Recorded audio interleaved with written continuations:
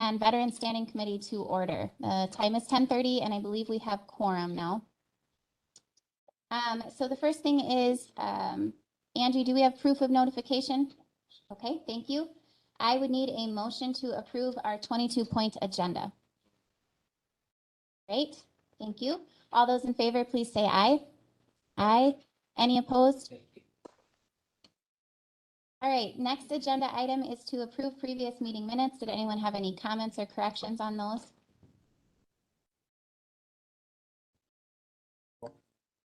Thank you. Second? Great. All those in favor, please say aye. Aye. Any opposed? Okay, that takes us to number 5, which is public comment. Do we have anyone here from the public who would like to make a comment?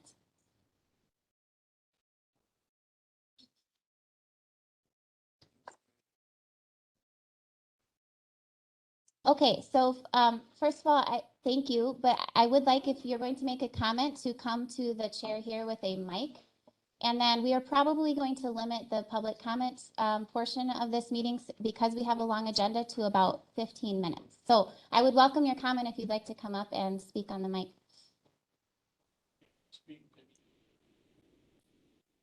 You should be over here. There's Okay.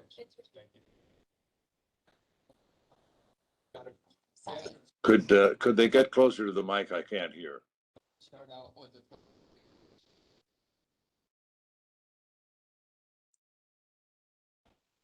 So let's just take a second here, okay? Let's all relax.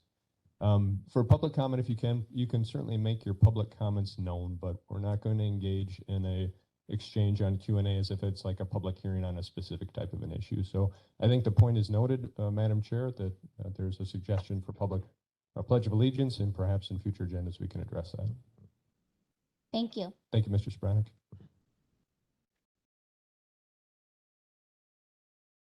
Oh, we also need to have you sign in on the yellow pad of paper that's right there.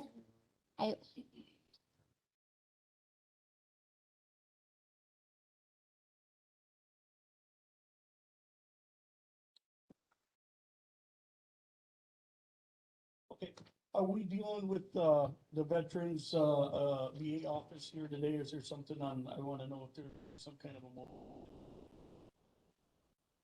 Okay, so as our administrator stated, this is normally not a question and answer time, but I do want to clear this up because I think this might be a question for a lot of you.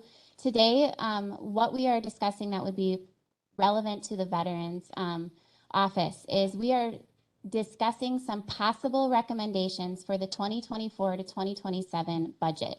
We are not making any motions today. We are not forwarding any resolutions. We're simply discussing some possible recommendations for that. All right. So first of all, Mr. C seems, in my personal opinion, to have some kind of issue with the VA's office. In my opinion, been trying to cause trouble with the VA's. The other veterans can speak up if I'm on consensus that I would ask everyone to take with a grain of salt anything he says about the VA's, anything that's going to dismantle it, cause people. Persons to. Madam Chair, we can't hear. Well, maybe you can attend in person. Could I ask you to just speak a little closer to the mic? There are quite a few people online. You can pick it up. Number 2, the veterans have earned a right to have that office staffed. In my opinion, there should be 2 full-time staff members. We have 1,200 vets, unless I'm off, which is 10% of our community. That's more than a lot of counties, and nationally, I think there's like less than 3% per county. Now, if my numbers are wrong, I'm open to criticism on those.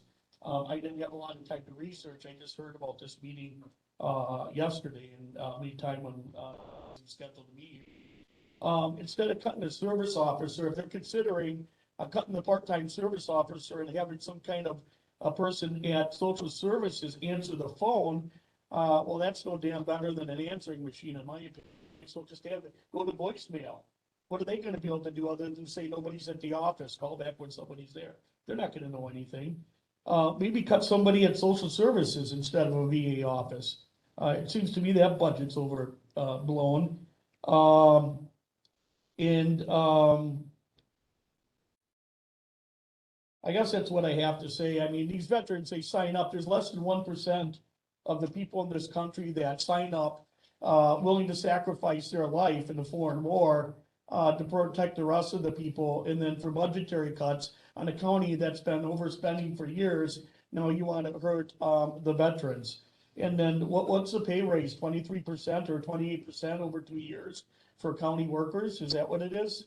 Again, you don't want the Q&A, I guess, you know, nobody wants to give out information, I guess, that might hurt them. I don't begrudge any county employee getting a raise, but not on the backs of, the veterans. Thank you for your comments.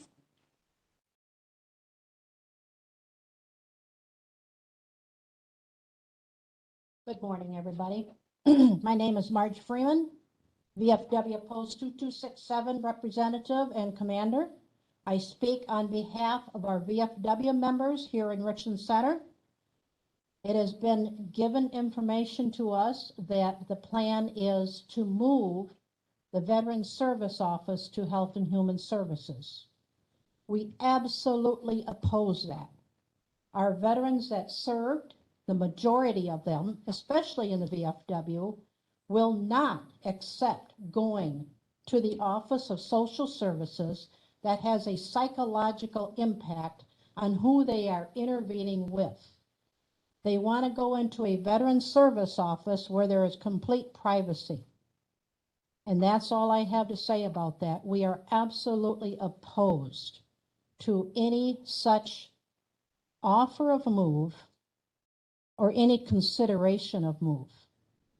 And thank you for listening. Thank you.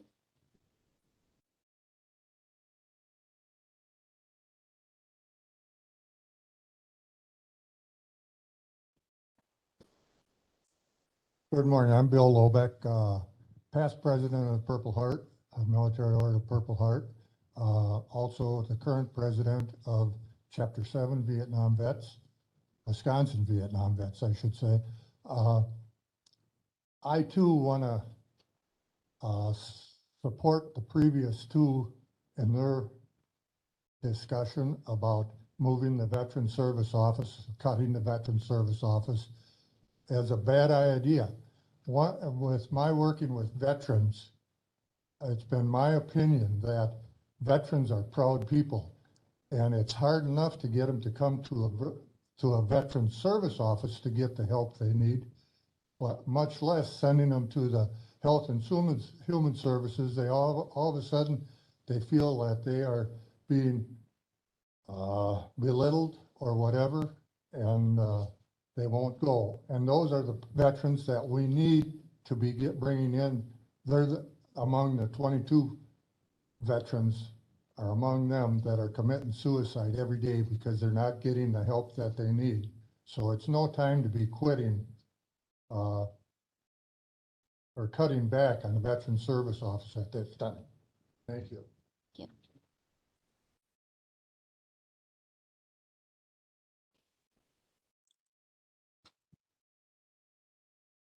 I'm Tom Perry. It's kind of emotional for me. I just want to tell you briefly, I want to just tell you a little of my story. I'm not going to tell you guys what to do. You guys are smart. About 7 or 8 years ago, I walked into Karen's office and just started a conversation, just veteran to veteran. Got to know each other a little bit. We started just talking. I don't know if it's exactly that time or not, but we became friends. She felt I had pretty good reason to file a claim on serious injury I had, body parts missing. And I had never really thought about filing a claim. She started that process, but in doing that process, we also talked more. And at some point, she suggested maybe I would want to talk to a readjustment counselor. I didn't think I had any need to talk to a readjustment counselor. I had been out of the military for nearly 35 years at that point and was doing pretty good, thank you. We continued on talking over a period of months and years, and several times, she encouraged me to see a readjustment counselor. So finally, after I retired, I did. I sat down with a readjustment counselor. I don't think we talked for 5 minutes. And the counselor said, what do you think she didn't say what's wrong with you, but that's kind of what she meant. What's wrong with you? I'm like, I don't know. I adjusted and adapted and was doing pretty good. And she said, she folded, I never forget this, she kind of closed the folder and pushed it aside and went like this. And she goes, do you think it's normal to have such fear and terror that you black out? So I never really thought of it that way. She goes, well, I'll tell you right now, it's not normal. I've been living with it so long, I didn't know. Yeah, duh, you're not supposed to have such fear and terror that you go unconscious and black out and tear up property and get arrested and I'm embarrassed and have no idea why the hell I act the way I do. I got help, got the help I needed. I'm still living a good life and enjoying my retirement. Not here to have any kind of pity at all. What I want you to understand is the reason I got the help I needed is because it was a veteran talking to a veteran in a comfortable environment where I felt comfortable talking to another veteran. This isn't crap I go talking to other people about because I don't want it. It's not. You don't talk about these things to other people. I'm kind of going out on a limb even talking to y'all about it. And I've talked to Marty Brewer, he used to be my representative before they redistricted. I tried to explain this to him. I go, having that Veterans Service Office, I'm not going to say it maybe saved my life, but it definitely changed my life drastically for the better.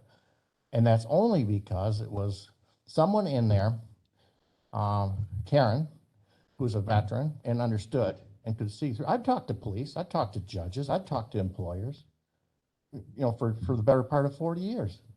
Finally ran someone who kind of got it and had the training and the knowledge to see what was going on, got me the help I needed. Anyway, I just want you to know that office has done me an enormous amount of good, enormous amount. I can't even put a dollar value on it. Thank you, Mr. Perry. I think we're over. Are we done? Okay, Yes, you guys thank got you. the point. I would like to give other people an opportunity to talk first. Is there anyone else who would like to say anything? All right, if you want another 2 minutes, that's fine.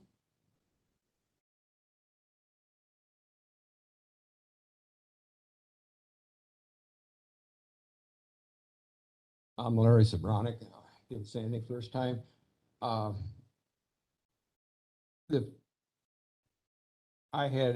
got health issues. I got Agent Orange.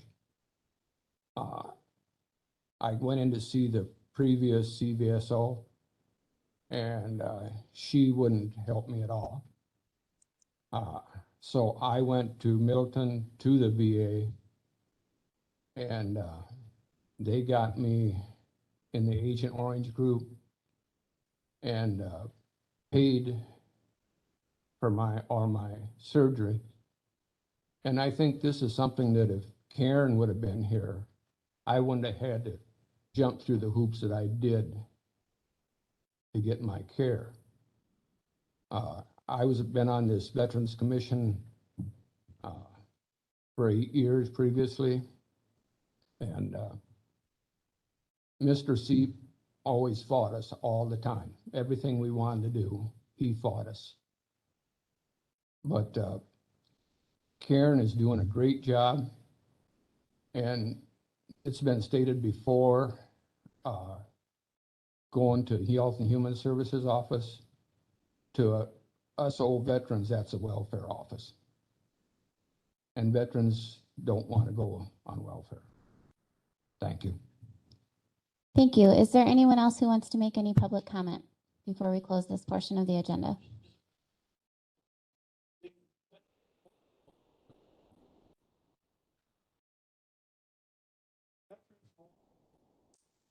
These veterans that got help, I don't have PTSD, although I always think my wife probably says I do, but these veterans won't go.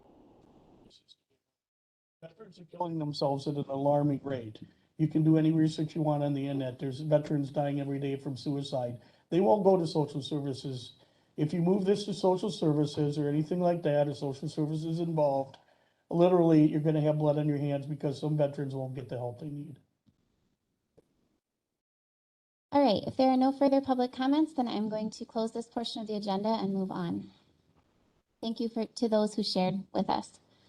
All right, we are going to move on to item number 6, which is review and discuss 2024 to 2027 budget levy reductions per resolution 22-96. I would like to read this portion of the resolution that pertains to us before we get into the discussion, and Supervisor Sean Murphy Lopez is also here to give us some information from the referendum ad hoc committee before we get into the specific discussion. So if you open up in your iPad number 6 with the title County Board Resolution 22-96 and move to page 3, I believe.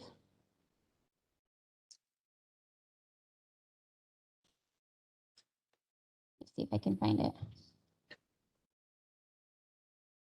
No, I'm sorry, page 4 out of 5, where it says, be it further resolved that the Health and Human Services and Veterans Standing Committee is specifically tasked with the following. Regarding services provided through Health and Human Services and Veterans Services, develop a recommended list of proposed projected levy reductions in comparing to the 2022 budget of $320,000 in 2024, $637,000 in 2025, $783,000 in 2026, and $1,004,000 in 2027, including but not limited to lines 1.01 through 1.92 and 17.01 through 17.92 in the 5-year financial plan. I did want to make a comment that those are cumulative totals. So in other words, $637,000 in 2025 would include the $320,000 from 2024. It would not be an extra $637,000. Okay, with that being said, I think we will ask Supervisor Murphy Lopez to give his background information for us. I believe I saw him online. Sean, are you there? Yeah. Yes, Madam Chair, I'm here. Okay, so we will pull up, I think you want 6A, public education. That's correct. Okay, so in your iPads, it'll be the first one that's under, there were 2 6As, but I believe the most recent is the first one. Okay, so Okay, yeah, thank you for having me here today. We're going around to all the standing committees right now, sharing information from the referendum ad hoc committee. There are 7 members on that. I'm chairing that committee, and then we have 4 other county board members, Mayor Todd Coppernall and Richland Center School Board member Aaron Unbehan on that committee. So this report here, this is an updated report. If anyone looked at meeting materials before this morning, there was a different version of this report, and we've been adopting new versions each meeting. We meet every 2 to 3 weeks as we gather more information and get more ideas from folks like you. So the purpose of this document is to share educational materials with the public so they can better understand the mission of our committee, and to use it as a tool with departments and committees like you all. So our main mission is that we're considering the idea of a referendum so that voters can decide if the county's operating levy should be increased to maintain current staffing levels and services. So we've got 2 charts on staffing levels. You can see this first chart. This is by department. And then if we go to the next page, there's another chart that just presents it in a different way. So we have a $36 million budget. There's a note under this chart. So we have $36 million in expenses for the current calendar year. These are adopted or projected, and $36 million in revenues. So on the third page, we have a little text here on where revenues come from. Most of our revenue comes from other governments, so typically federal and state. So the federal government pays for a lot of patient care at Pine Valley. As you all know, the federal and state governments pay for a lot of programming at HHS.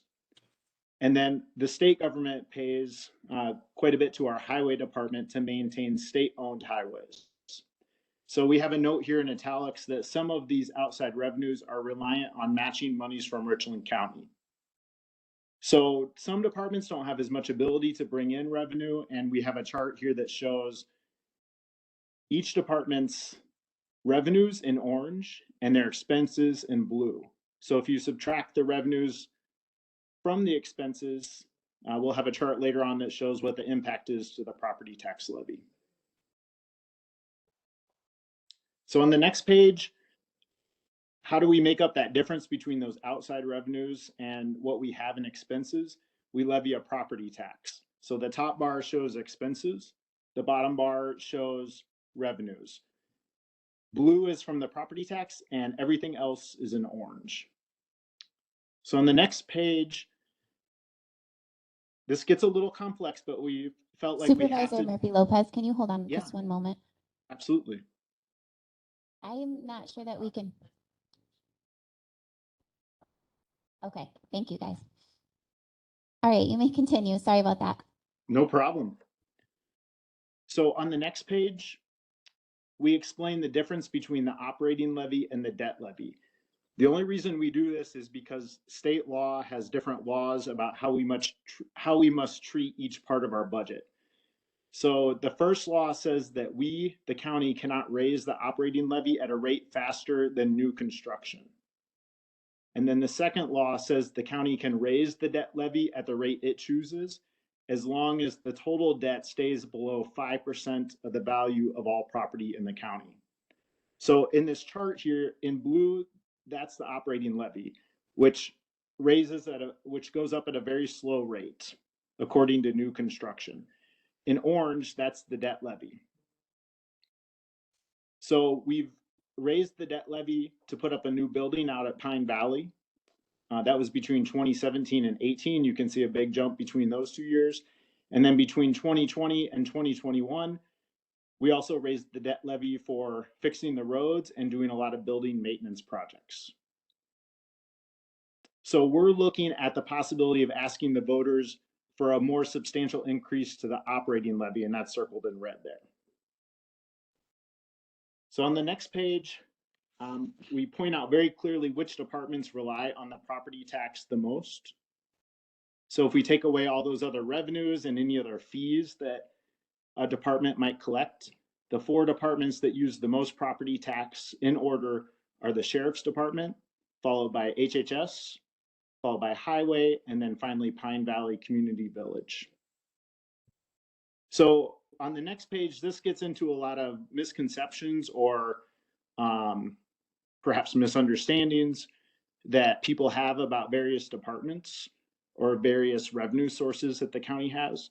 So the first one we've called out here is your all's department, HHS, or at least part of your committee.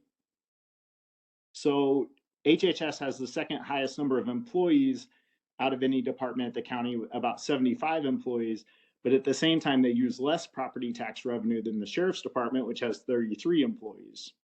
So why is that? And that's because, of course, as you all know, you bring in a lot of revenue from the federal and the state governments. About 3/4 of your revenue come from those sources and about 1/4 from the property tax. So we know that if we reduce our property tax revenue contribution to HHS, that we could lose some of those federal and state revenues. On the next page, we also often hear that people think of HHS as primarily a welfare agency. These show the number of employees by different division or area of HHS. So the most employees are in mental health, followed by economic support, and then administration, child protection. They have the same number of employees at 9 each, and it goes down from there. Aging and disabilities, 8. So we want to work with you all over the coming months to better understand what federal and state funding is tied to those positions. The second category with a lot of misconceptions on the next page is Pine Valley. We often hear that Pine Valley either makes a profit or they don't pay their debts. So which is true? There's some truth to both statements. And because of those state laws that I was talking about earlier, we keep track of Pine Valley's budget in 2 categories, operating and debt. The top bar shows operating expenses, The middle green bar shows operating revenues. And the last one shows debt payments.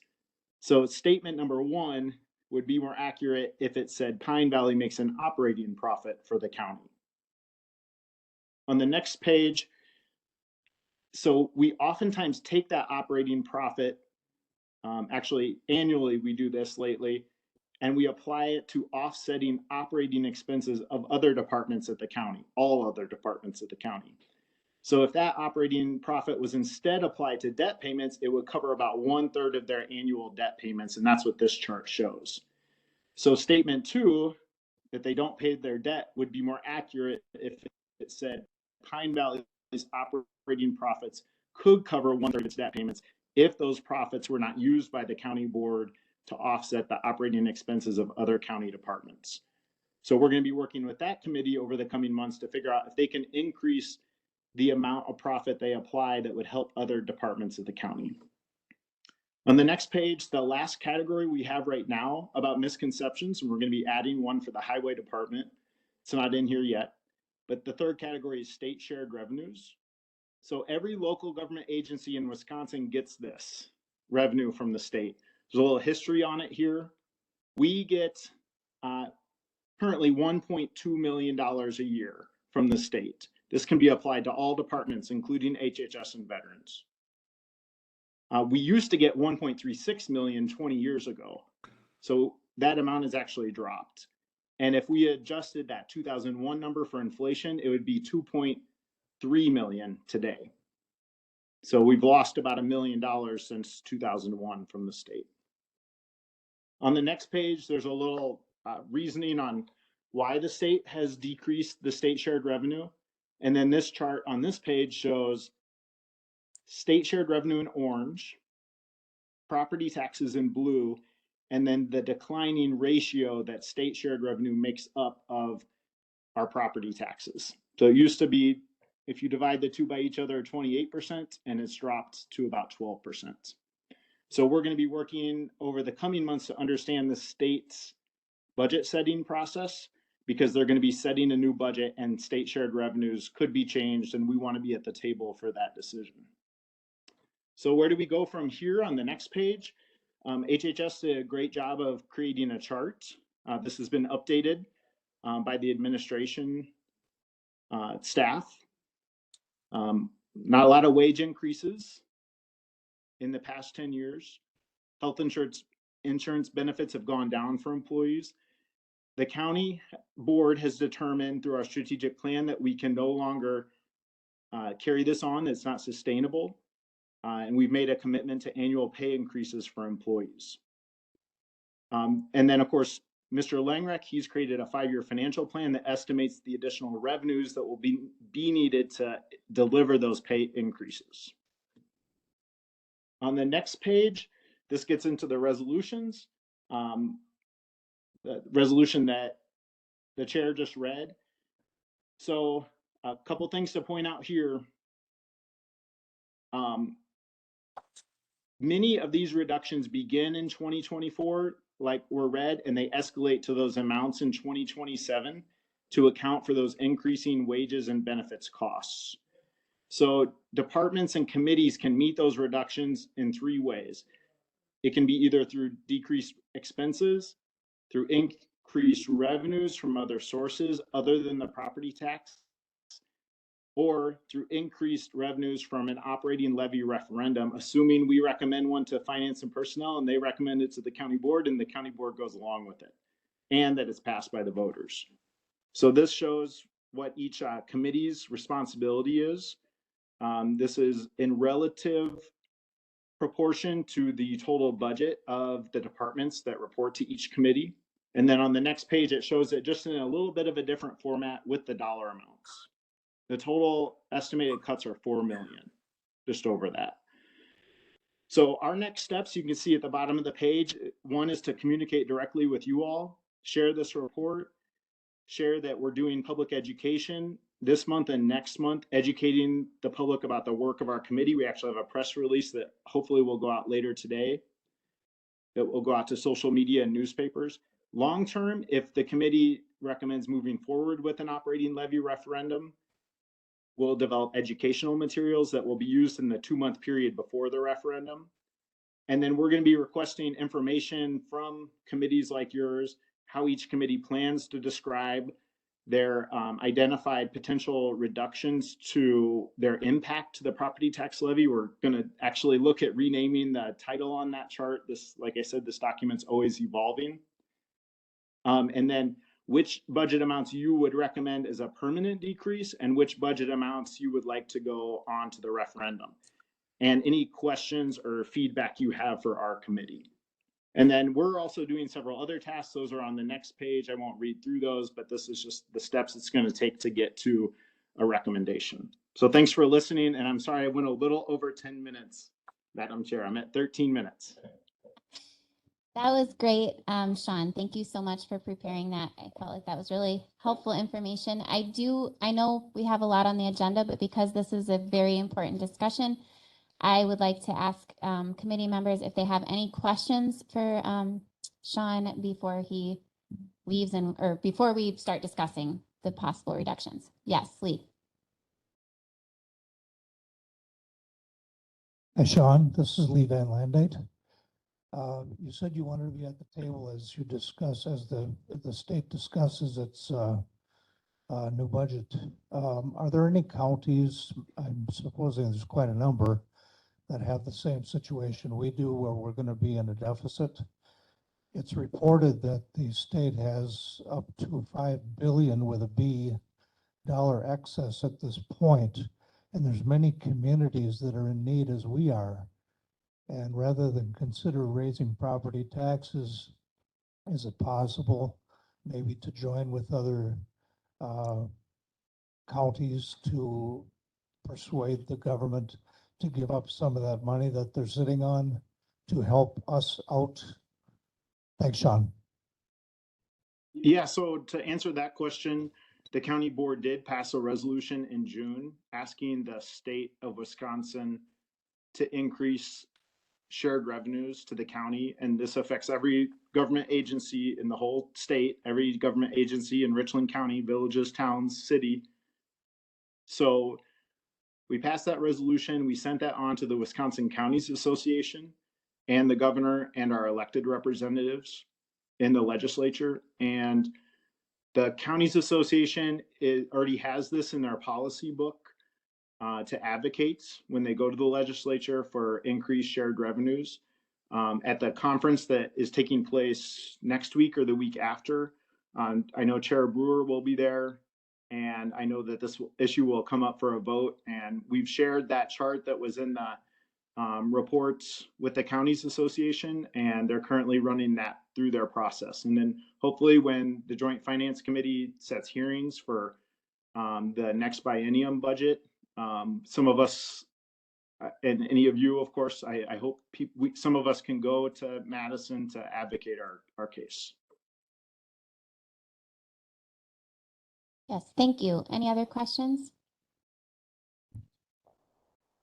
Okay, I have a question for you, Sean. So on the information, the page that we're on, or I guess it's actually the one up from this, where it says the information that you guys will need from each committee. The first one was how each committee plans to describe the identified property tax levy decrease. Could you give me a little bit more information what you're looking for there? Yeah, so we have to be able to, if we decide to go forward with a referendum, explain to voters what they would lose in each department if they vote the referendum down. So we want to be really clear that if we have to, say, reduce the number of mental health staff that we have at HHS from 25 people to 10 people, I have no idea if that's the number. I'm just throwing numbers out there to give a concrete example of something we'll need. We need that description from this committee. Also, I think it's important to make sure that whatever changes would be made, that the committee and the department will be able to live with if the referendum fails. I don't mean that it's going to be pretty, that it will be good, but it just needs to be, we need to be forthright with the voters so they know what they're losing if they decide to vote no. Thank you. Okay, and so then for our committee, I didn't read this on the resolution, but we do have to have this information that's included there to the referendum committee by October 31st, I believe. Is that correct, Sean? So the information is actually required to go to the Finance and Personnel Committee, but obviously we're working, some of us are members on that. We're working very closely with them. Timeline wise, it seems as if the committee is heading toward a recommendation if we do go for a referendum for next April. Working backwards, we have to notice the Clerk Kalish by the end of January. And working backwards from there, we need to have several discussions with your all's committee and other committees leading up to that final decision date. And that decision has to be made by the county board, not by our committee. So we'll forward a recommendation hopefully in December. So after October 31st, there will likely be a little back and forth, but we'd at least like some initial recommendations from your committee by the 31st of October. Okay, thank you. All right, so we have this separated then on this agenda item into two discussions because we're looking at two different departments here, the Veterans Service Office as well as HHS. So Karen and Director Clements have both been asked to present some initial ideas, especially for HHS. This was a large ask, and Trisha and Stephanie, with input from all of their department heads, have been working really, really hard to give us some initial kind of ideas of what we could discuss today. It's still going to be a work in progress. So we're not making any decisions today, but I wanted there to be some information to put before us as a committee to discuss from both departments, because really that means next meeting, our next official meeting, is when we would need to come up with some sort of recommendation to forward on, unless we do an extra meeting in there at some point, which I'm sure all of you would prefer not to have to do. So that's what we're going to do today, is just kind of discuss the initial ideas that both of them have and then go from there. If this becomes super lengthy, we may have to shorten it. We do have a lot of other items on the agenda, but this is obviously a big one that we need to discuss. So first, I'll let Veteran Service Officer speak. Yes, we have new mics.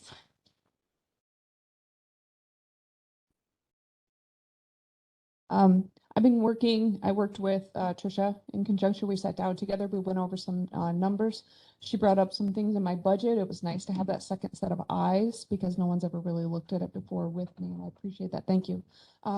We talked about different numbers, about things that we're still looking into, as far as there were some committee per diem fees as opposed to committee meeting fees.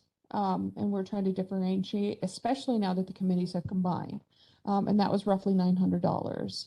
So that, I've also spoke with the county administrator and made it known that I would be more than happy to donate the 5% raise that we would be back to the office, and specifically earmark it for the Veteran Service Office to help with that bump in my budget.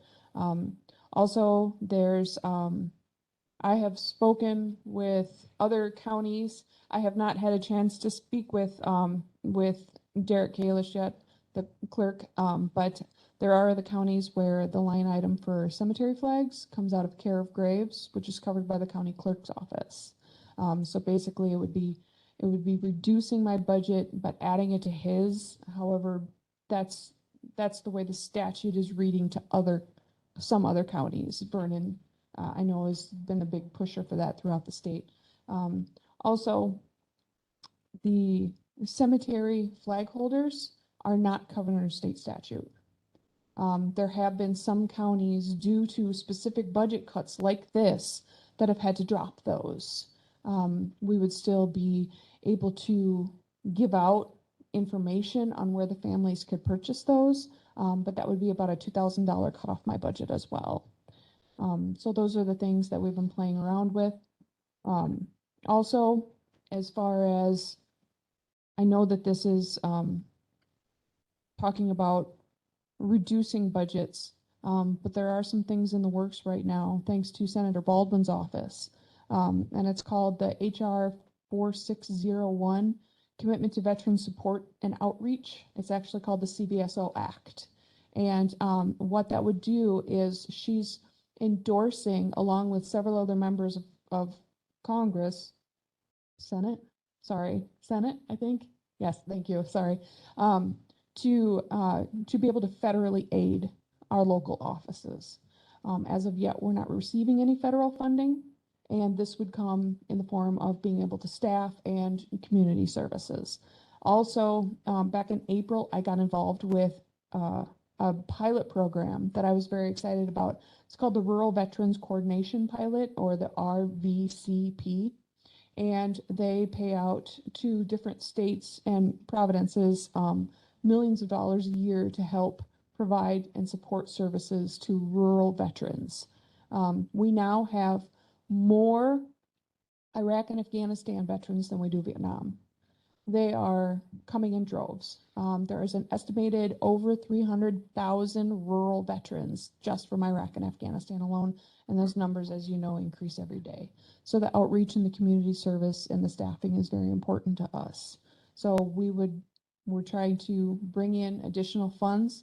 I've got somebody working on possible federal grant for the rural veterans, and we've been following Tammy Baldwin very closely.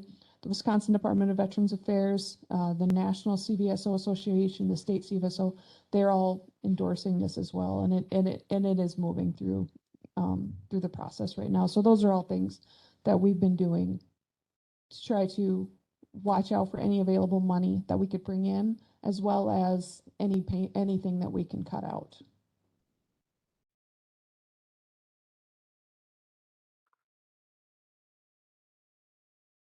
I would like you to also discuss, I know this was brought up by the veterans and it was something that we wanted to discuss today, would be the possibility of, or what it would look like for your current, what you have as support staff, which I believe is budgeted through the year 2023 at this point, to have your office move to Health and Human Services and have support staff covered there, and what the potential savings are, what are pros, what are cons.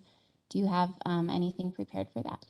To cut that position, I need a veterans benefits specialist because I need someone to be able to file claims.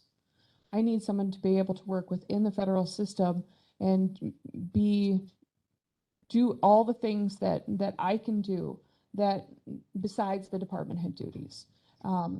It's with a part-time person, it would cut. It already does.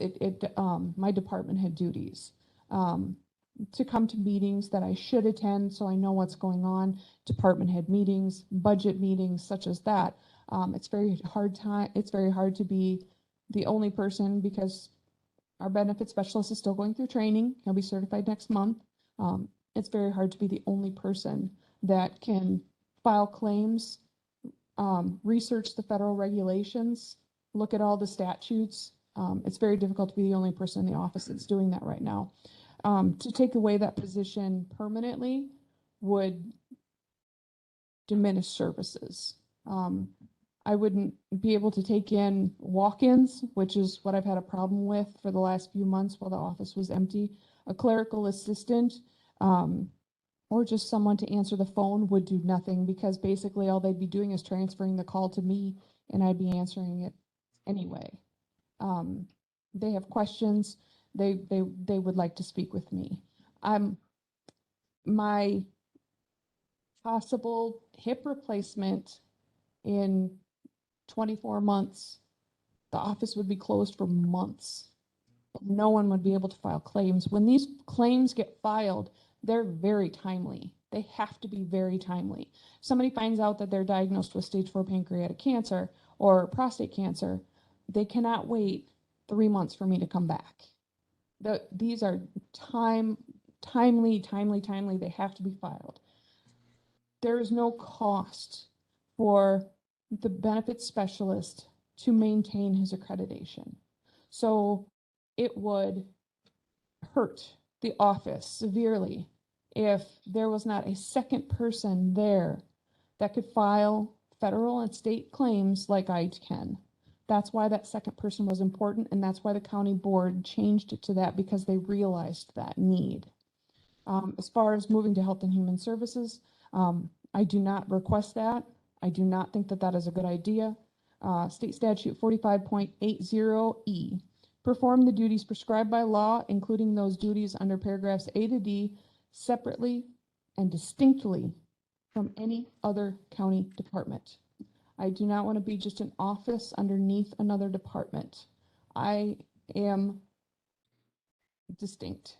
I need to be separate. As the veterans that have said before, they already took 67% of the population. They took a vote or a poll, and veterans said that they would not come to Health and Human Services. So if I were to get my county benefits specialist position cut and be forced to move to Health and Human Services, there would be so much hurt. There would be so many services that I would not be able to perform because veterans would refuse to see me. And if they did, then I wouldn't have enough office staff to help. I need the benefits specialist position to remain in case anything were to happen to me, in case there's a house fire. I mean, in case of anything, I need that second person to be able to file those federal claims. So in terms of like numbers, if we could just talk that for a minute. Absolutely. What would be currently the cost, or what is in your budget currently for a year for the assistant that you have? Well, currently it's 21,000 with the 5% raise. It's going to be roughly around 23. I don't have the. Okay. I can. And if we had, I believe I had Clint look at what would be just if we had clerical staff. I think the number for that was about 16,000. Is that correct? That's what I have written down. And we also receive a grant from the state for $9,350. And what is that grant specific for? That is for office for. I'm sorry, what? It's for my office to help with services. Okay. And All right. it used to go the 9350 used to go strictly before the first year I got here. It was strictly used for salary, and then they changed it, and it had to be utilized for advertising and computer support, things like that. But they've changed it back in the last 3 years, so all of it can go to salary. Mr. Langrick, did you want to say anything? I think that was the numbers that we were kind of ballparking, but that was in specific to just a pay grade differential change of keeping the same amount of hours, but switching from a benefit specialist to a clerical staff. Okay. And I should also speak to that. The benefit specialist right now performs 20.5 hours a week. And the reason for that number is to maintain that federal accreditation, they have to do 1,000 hours. Okay, so we have about a 1.5 FTE for your department, correct? Sounds about right, because you are at full time? Yes. Okay, Well, 35, I'm at 35, not 40. okay, I so close to that. I guess what I would like the committee to understand here, and I know this is a difficult discussion, as we have seen this is an emotional discussion, and there's a lot of things we need to discuss besides just numbers, but I do want to talk about, if we are looking at similar veterans populations throughout the state, what kind of staffing do they have? How many claims do they service? Do they have a benefit specialist or not? I've started putting those numbers together already. I've reached out to other counties. There's this thing that's called the GDX. If you Google GDX VA, then you can pull up different numbers. Right now, currently, we have roughly right around 1,200 veterans. In the last 2 years, it's actually been shocking how many new veterans are moving into the population. It's heartwarming, actually, to see these new veterans coming in and moving here. That's I believe, though, if you look at the projections, when we project out to about 2026, I think it drops down to about 1,000. I don't know if I would find those projections correct, based on the new veterans that are coming in, and I'm making new files on them. Okay. The numbers, Well, it would be good to see what you have specifically Yeah. and how that compares to what we Yep. have on the actual, on the data that they have. And then I guess my other question would be, how many counties are to address the other concern, how many counties actually house the Veterans Office within HHS? I know there are some. I know Vernon County, for example, it is in the same building. So that's another point to the discussion as well. but that's an administration building, not a Health and Human Services building. Like Crawford County, they're housed under the same roof, but it's an administration building, not a Health and Human Services building. Madam Okay. Chair, we'll investigate that and we'll figure out where offices are located in comparison to each other.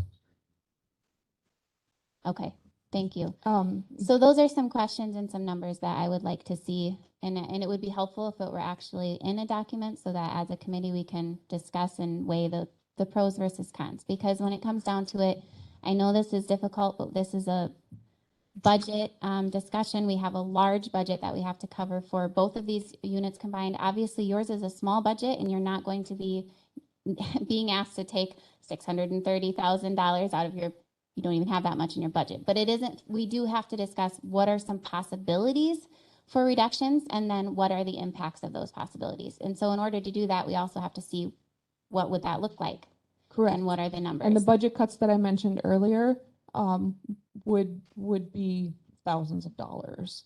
And I have, as you said, I have a very small budget compared Right. to. So I some would like to budgets. see those in actual numbers on a document that we can go over if that would be possible by the next meeting. I spoke with Commissioner Sean Murphy Lopez today and expressed to him that I'm already putting those numbers together. I've already gathered numbers based on population, based on service number, based on everything. We're most comparable with Crawford County. And as far as veterans offices, I can't speak to Register of Deeds or Register of Probate or anything like that. And by most comparable, do you mean by like the population of veterans that you have? Population of veterans, files, claims, and Okay. we bring in 12.1, and I believe they're more. They bring in more income than we do, but we're right at 12.1 million, and I know that they're more than us, and they have 3 staff. Okay. So I would like to open it up to any other committee members if you have questions or maybe some ideas or suggestions for Ms. Knock to be looking at prior to the next meeting. Madam Chairman? Yes. I would agree with your request that we be provided with the figures in black and white in the file and uploaded to the files prior to the next meeting in order to be able to really assess, because it's all well and good to hear the numbers, but it's really valuable to be able to see them in black and white and get a better understanding of the relationships. Thank you. Anyone else? Yes. Karen, forgive my ignorance here. Just wanting to get a picture of what other counties are doing. Is there any opportunity for consortiums or sharing of resources across counties, similar to like what the ADRC does, or economic support or anything like that? There's 2 counties that have a consortium like that, and it's basically a CBSO part-time here, and then in the afternoon, CBSO part-time there. So they drive between the 2 counties. However, they don't receive the grant money because they don't employ a full-time CBSO. Thank you. Tim, if I may add, a veteran can go to any veteran service officer. So that's kind of like a giant consortium. You know, veteran service organizations have their own service offices in Milwaukee, like the American Legion has a staff of 7 down there. So you can go anywhere. You don't have, if you live in Richland County, you don't have to go to Richland County. I do have one question. You mentioned that grant money a couple of times, and I don't think I'm still clearly understanding. What do you specifically use the $9,000 for currently in your budget from the grant? I can pull that up specifically. It It goes for flag holders, advertising, computer support. And those were all things that at one point, the state asked us to add to our budget line items. And a couple of years ago, I actually worked with Clerk Kalish to kind of limit those because they're no longer required by the state. But they could go, we don't use those categories nearly as much as if they were to go to salary, that would easily be adjusted. So you're saying you're using them on things that are not necessarily required by the state? Is that what? Correct. Okay. And so how does this impact salary? Like if you will not receive the $9,000 what was the requirements there? They've canceled the requirements. A couple of years ago, they had it so that you had to use it like towards computer support or advertising, outreach services, education. Okay, Like so I see. You're saying it could be applied towards salary Correct. at this point. But then you mentioned with those two counties that have a consortium that they do not receive grant money. Correct. And why is that? Because they don't employ a full-time CBSO. Okay, so that's the requirement to receive the Correct. grant money. Okay, thank you. I'm sorry. I just needed to clear that up. Madam Chair, I have one more. Yes. You mentioned a poll that was taken, 67% veterans would not enter the HHS building. Who conducted that poll? Is there a place we can see that? That was the former Veterans Committee, and it was prior to my employment. I was just told about it once the committee hired me, when we had discussed that. So we don't know if every veteran was reached out, if we don't know who they contacted, percentages or anything like that. No, I think it would be impossible to contact every veteran. Okay. Another one, you mentioned the cemetery flag holders. How much is a cemetery flag holder? $31.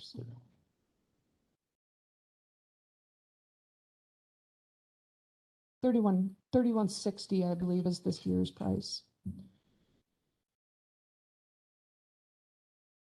And we supply anybody that comes into the office for those flag holders. Every war. We get somebody that says, hey, this guy's a Civil War veteran, but he never received his. And so I do the research to see if he ever did receive it. And if I can't prove that he did, then we provide them. So we literally, it's veterans that have been passed for years and veterans that are died on the first. We provide to every single one of them. Did our Veteran Service Office, was it ever a part of the HHS building before? They were on the same floor of the basement at one point, but no. Okay. When did they separate, or when did that? I was way Okay. before my time. I'm Yeah. not sure. All right. Any other questions? I have just one question. When we look at these numbers, not just for veterans, but also for HHS, is it possible to show what's mandated by statutes and what's discretionary? Because that's going to make a big difference. I mean, some things we don't have a choice on what we're going to pay for. We offer many services that are not mandated. However, we see so many different scenarios that come in our office on a daily basis. Yesterday, I had a full naval jacket brought in, just dropped off because it was found along the road. Then there's the cemetery official that's trying to prove someone's a veteran. And we have, one of the non-mandated services is we have an ancestry account because that's how we try to identify veterans, especially when their relatives are trying to find them or locate where they've been buried. That is a non-mandated service. Now, I might forget to write that down. So, I mean, I will, my due diligence to include all of those little things, but there's so many that it's rest assured I'm probably gonna forget some. Okay. All right. Thank you, Karen. Unless anyone else has any comments, we'll move on to the HHS levy reduction. And I believe they did prepare a document. Let's see what number that is. 6B. So I do Madam want Chair, this is Sean Murphy Lopez. I just Yes, wanted go to ahead, address Sean. that last comment. We have prepared, Supervisor Luck and I prepared a mandated versus non-mandated services spreadsheet. And I can track that down, and I don't know who that was who mentioned it, but we can get that sent out to folks. I believe it's in one of our finance folders from this summer. That would be great. Thank you. Okay, so I do want to mention that I know for departments, and I hope I'm not stating this incorrectly, Mr. Langrick, but I know he provided a spreadsheet that will be eventually filled in that will talk about those two requirements that the referendum committee was asking, which would be like what cuts or reductions or potentially increases to revenues are you making? What ones do you want to recommend would go on to the referendum? Would they be permanent? What are the impacts? So it's a spreadsheet that has all of that. As of right now, though, because this is such a work in progress, they have this document that we'll discuss. And thank you guys very much for putting this together. So Stephanie and I met with each of the different managers in the different units and went over their budget line by line. The goal was really to see where could there be cuts made, combining services or funds from one unit to another unit, and then also looking at different revenue sources. And so this is, again, a very, very rough draft. And we have the chart that shows each of the years and what cuts could be made or changes could be made. And so in our 2024, we are able to comply with the ask. A lot of that is based on the decrease in the placement funds. So in 2023, we are already making a cut to the placement funds, and we will have an individual aging out of child placement during 2023. And so that will help for the 2024 budget. One of the things that I just really want people to keep in mind in regards to placements is we have one that leaves and another one may come in. But we do hope to really be taking a close look at all of these placements, and that's some of the stuff that we're looking at for potential additional cuts in 25, 26, and 27. But for 2024, some of the things we did is increasing the AMSO allocation from the ADRC into the aging administration budget, into the administration budget. So that does reduce the tax levy that is there. If we are able to make our custodian position be a county employee instead of leased, that's a $6,000 savings. It's our understanding that with them being a county position, that there might be some flexibility between the two buildings, so that if our custodian is gone for the day and something needs to be done, the courthouse custodian could help out. So that'll be another $5,000 savings, because currently we have in our budget funds if we do need somebody to back us up or back up our custodian. Some technology decreases. And then on the next page, we're looking at increasing some CCS expenses. So CCS is our Comprehensive Community Support Program that is fully funded by the state.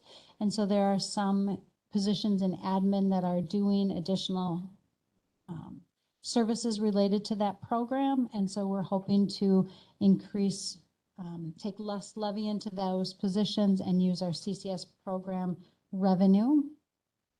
One of the things we're looking at doing is we have a SOAR grant, and that is for opioids. And so our public health department has indicated that they could use some of those funds to provide public health outreach education. And so we would be using less tax levy there and putting them in the public health unit to help with that.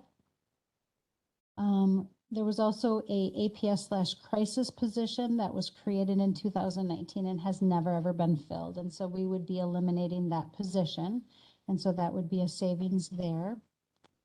We're also looking at in the child and youth services, if we are able to be full staff and have some staff that are able to have some experience, we wouldn't need the second on-call person. We're also hoping that that would decrease the comp payout for some of those workers. If we are full staff, the work can be spread amongst all of the workers and there would be less comp payout. And so that would be a savings. There was also a request to reclassify the youth aid worker. And we're taking that out as we looked at that and felt that that wasn't an appropriate reclassification. We're also looking at the possibility of having the nutrition program no longer be under public health, but be under the ADRC. That would free up about $5,000 in funding that could be used to offset levy. And then there's about $9,000 in the transportation and aging programs that are above and beyond the minimum requirement. And so that is another potential savings if we eliminated that. We also took a look at long-term things that we haven't fully figured out yet. And this is where we're going to need to do some more research.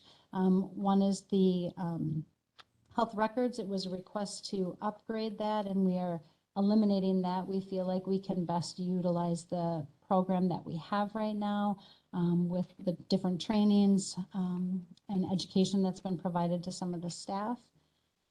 Again, those placement funds, you know, we're hoping with the completion of some termination of parental rights, those placements will no longer be funded by the county, but would be funded by the state and eventually give the children permanence. So we're hoping that that will help offset some of the costs in the future. One of the things that we're looking at is increasing revenue, really making sure that we're doing timely billing, that paperwork's being completed as it should be, that pre-authorizations are happening so that we're maximizing that revenue. The other thing that we're looking at is when we have somebody retire, we're really going to take a peek at, you know, is this position required at full time? Can it be part-time? Can others absorb some of these, the roles and the duties of that position? So it won't be that we're automatically going to fill them. We're really going to take a deep dive into those positions and see, do we need to fill them, and what else can we possibly do to help with that? Through our economic support, we have a maintenance of effort, and it's been the same, how much that we have to pay. It's been the same for many, many years. And so we will be doing some research over the next year or two to see, can that be adjusted? Is what Richland paying comparable to other counties? Are we paying more? Are we paying less? And so we really want to take a peek at that to see if that can be lowered. And then that would free up additional levy. And then the last one we had there, that was a suggestion by the administrator, was using short-term borrowing to cover the workman's comp and some of those other expenses. If that's something we could do, that would be another just over 50,000. So again, this is a work in progress. There's some things that we're saying, yep, we can do that, this will work. There's other things that we're saying we need to do more research, take a look at, making sure we're complying with state mandates, also making sure that the services can be provided in the community. It's a lot of information. Any questions?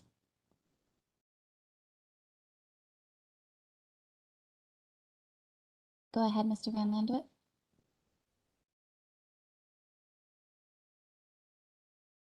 Sometimes.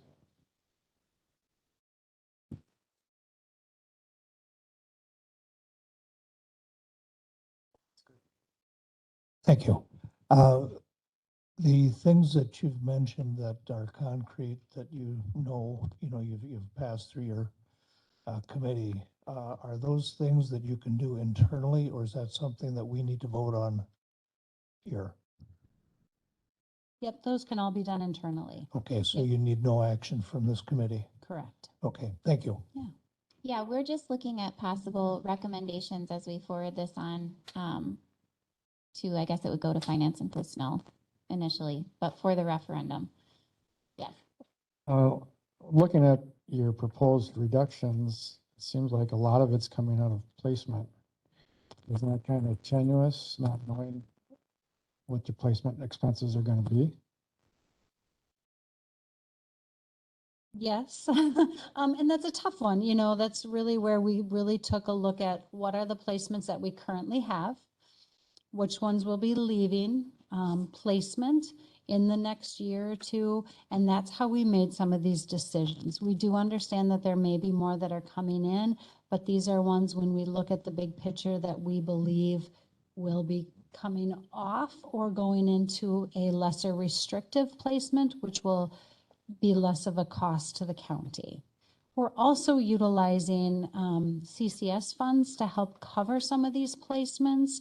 And so we're trying to maximize those placements so that we have a Medicaid-funded program that will pay for this, for parts of those placements. So we took that into consideration too when we've looked at that.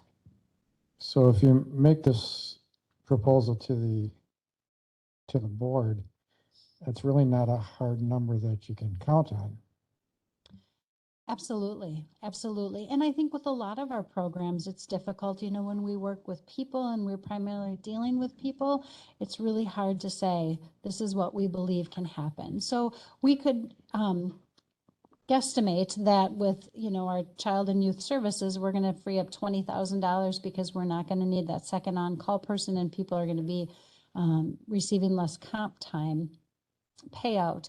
But if we have a couple people leave, or if we have a high increase and spike in cases and calls that are coming in, it all goes out the window. And so really it's trying to, you know, we didn't just take a dartboard and throw the dart and say, okay, well, this is what we think. We really looked at who do we have in placement and who will be coming off and what can we do to try to, I guess, be most economical with the funds that we have and with the placements that are there, and trying to make good long-term plans and decisions. It's a shot in the dark, absolutely. But there was thought and rationale behind the changes that we made there.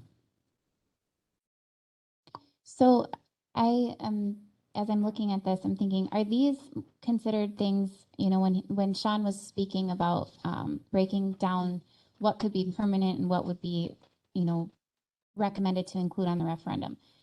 Am I understanding this correctly, that these are most things that you think would be potentially be able to be a permanent, and you haven't necessarily gotten into what are we putting on referendum yet, correct? That's correct. Okay, because then what we need to figure out is what can we present to voters as this is what we're asking for, and this is the impact if we do not pass this referendum. So that's the next thing that we would have to discuss, because if you guys look at the numbers on the first, at the top of the page there, by 2027, we are still under the ask by $645,000 at this point. So that is one of the things that we've started to talk about, you know, what, if we're having parts go to referendum, we really want to make sure it is concrete and something that people can understand. And it's tangible. And so we talked about potentially our aging programs, our nutrition programs, our transportation programs. Those programs do have levy in them. And so we really looked at, those are things that we would want to have go to referendum. And we'd be looking at more of it that way and be able to bring to you next month, these are the programs that we would like covered by the referendum. And so will that discussion include, because do each of those programs include any mandated services? So you would have to start parsing out, if referendum doesn't pass, what can we actually legally cut, correct? Right. So if the referendum wouldn't pass on those, we wouldn't be able to make those cuts, and we would have to look elsewhere for those cuts. So you couldn't cut anything out of those?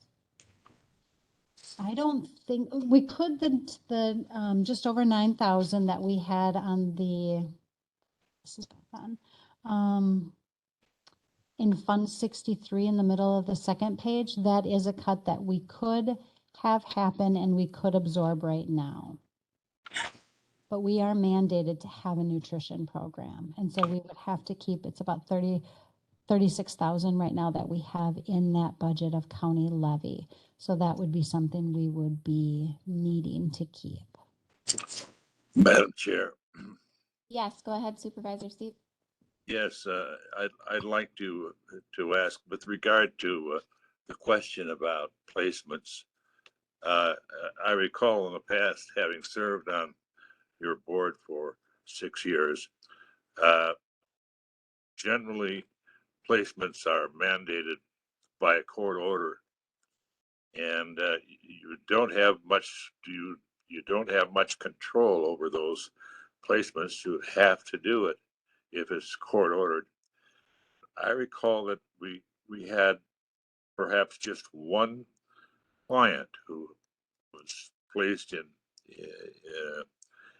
a facility, and it was costing I believe over $400,000 a year. Is that correct? That can happen potentially as a scenario? That is correct. And so when you were talking about the whole question of placements being fluid and something over which you don't have much control, you might have some in terms of alternatives, but if it's court ordered, the county has to pick up the tab. Yes. Is that right? Yes.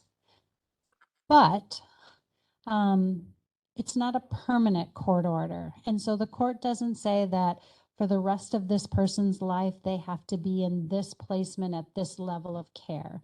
And so that's where we're looking at internally for some of these higher cost placements. What can we do to continue to keep them and the community safe? Letting them have as much freedom as they can have safely and have less of a fiscal impact on the county. And so those are the things that we're going to really be looking at with these placements. Now, historically, the county has been required to pick up anywhere from $1 million to $1.5 million in placements. Is that correct? Yes. Thank you. Any other thoughts or questions right now?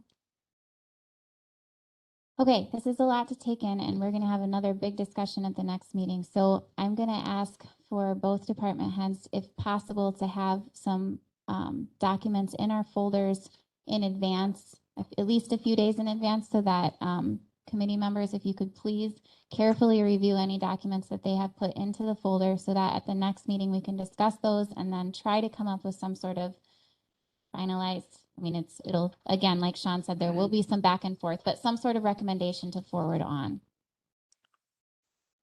Okay, and again, thank you guys very much for your work, and I know that took a lot of time and effort, and we really appreciate that.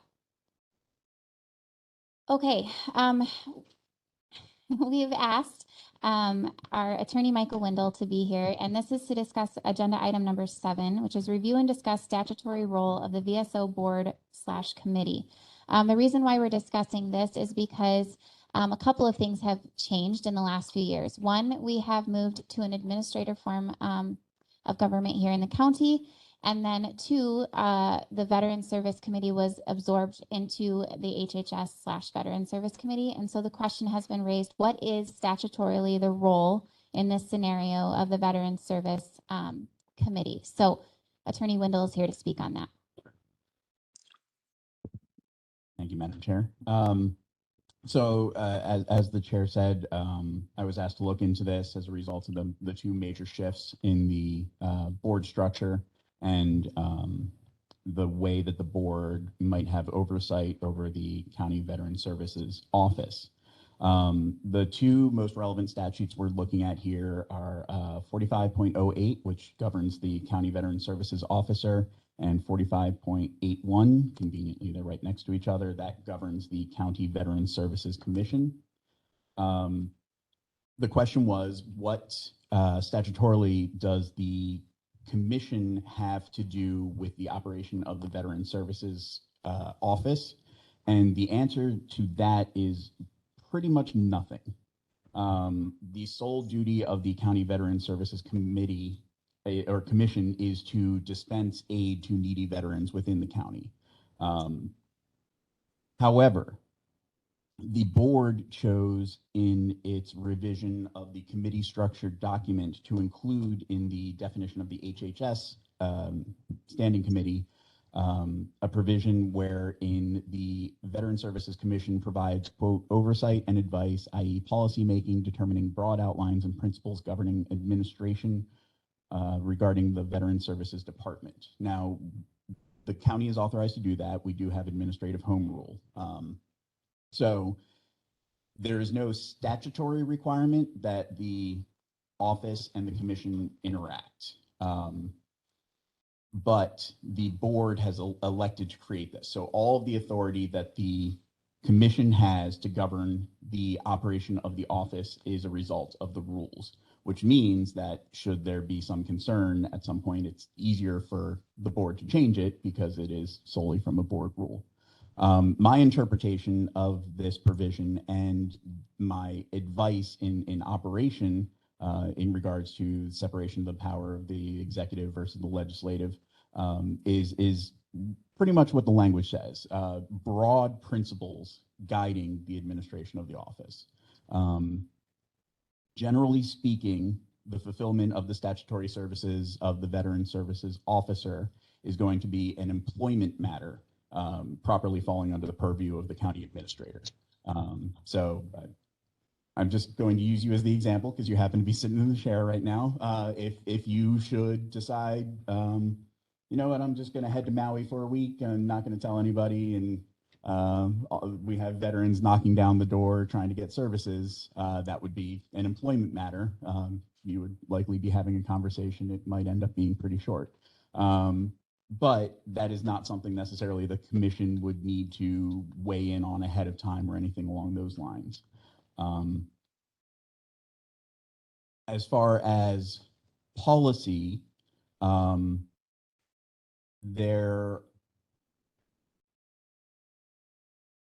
it is difficult to imagine a scenario regarding general issues that should apply to all departments that the commission would have any input on regarding the Veteran Services Office. You know, benefit determinations, hiring and firing policies, disciplinary, basically anything covered in the Employee Personnel Handbook. Those would not necessarily be something that the commission should weigh in on. They do have, this is a pretty broad provision, and it does allow for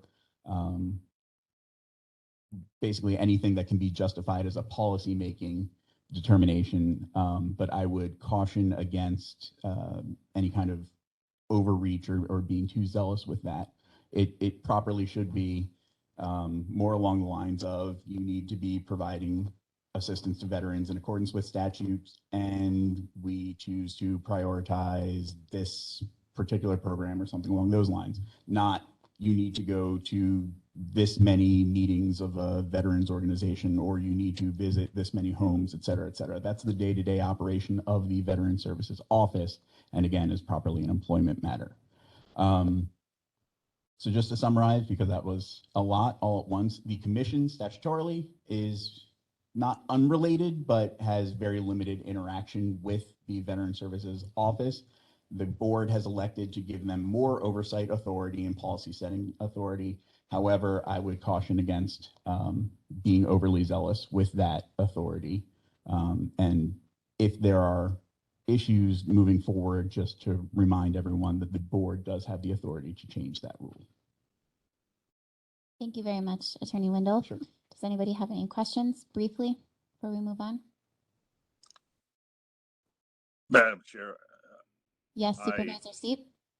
I move that we postpone any further discussion of this for the opportunity for the 4 veterans who were appointed to this body as representatives of the Veterans Service Office to have counsel with our corporation counsel. Well, Supervisor Steep, I'm not quite sure what you're referring to because this wasn't an action item. It was simply informational. All right, thank you. I asked that we postpone any further discussion. Okay, thank you. I don't know that there is any further discussion. So I think with that, we'll move on to number 8, which is review and discuss Richland County Handbook policy on hiring. Administrator Langrek is here to go over our current policy, and this is to address any concerns that there were with the hiring of the benefits specialist in the Veteran Service Office. As Attorney Wendell has just said, the role of the committee would be per board rules for policy setting. And so in that case, if there were concern with the handbook on policy, or the handbook policy on hiring, that would need to be a policy change recommendation that would be forwarded on from our committee to the appropriate committee. Administrator Langreck is going to go over what we have currently. Thank you, Madam Chair. Yes, pending your discussion, possible motion language could be to recommend amendments to the Richland County Handbook and Administrative Manual as discussed and forward to Finance and Personnel Committee for consideration. Madam Chair did a good job of summarizing, so without further ado, if you look down page 2 of this same document in your folder, you'll see an excerpt from the Employee County Handbook. I guess for sake of not having to hear my nasally voice read the document in its entirety, the catalyst that kind of brought this on was concerns again with the hiring process. I would direct your attention to paragraph C in there, where it would say the department head or designee and the county, or the department head or designee, and the county administrator or designee may interview those applicants who appear from their written applications to be qualified for their job. And that's kind of the language that we have in broad strokes. In case Bean gave guidance on putting together panel selection and moving forward with that type of an element. If you go to page 3, then again, the process language here for the most part mirrors what you would find in the handbook. Administrative Manual, paragraph 3 has the same types of language of department head or designee, administrator or their designee interviewing applicants who appear their written applications to be qualified for the job. So if there was specific questions that the board had in regards to other elements of a process, by all means, the language here is kind of put out, but if there's other types of questions on procedures that are happening within the policy language, please let me know. Thank you, Administrator Langreck. Any questions or comments?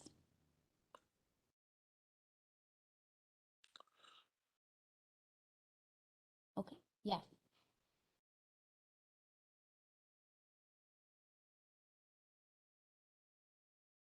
Just a comment, as a member of this board and a member of Finance and Personnel, I would not be in favor of making any changes to this policy. I think the way it reads gives our administrator and our department heads the latitude to do their job efficiently and effectively. Thank you. Anyone else? Mr. Enish?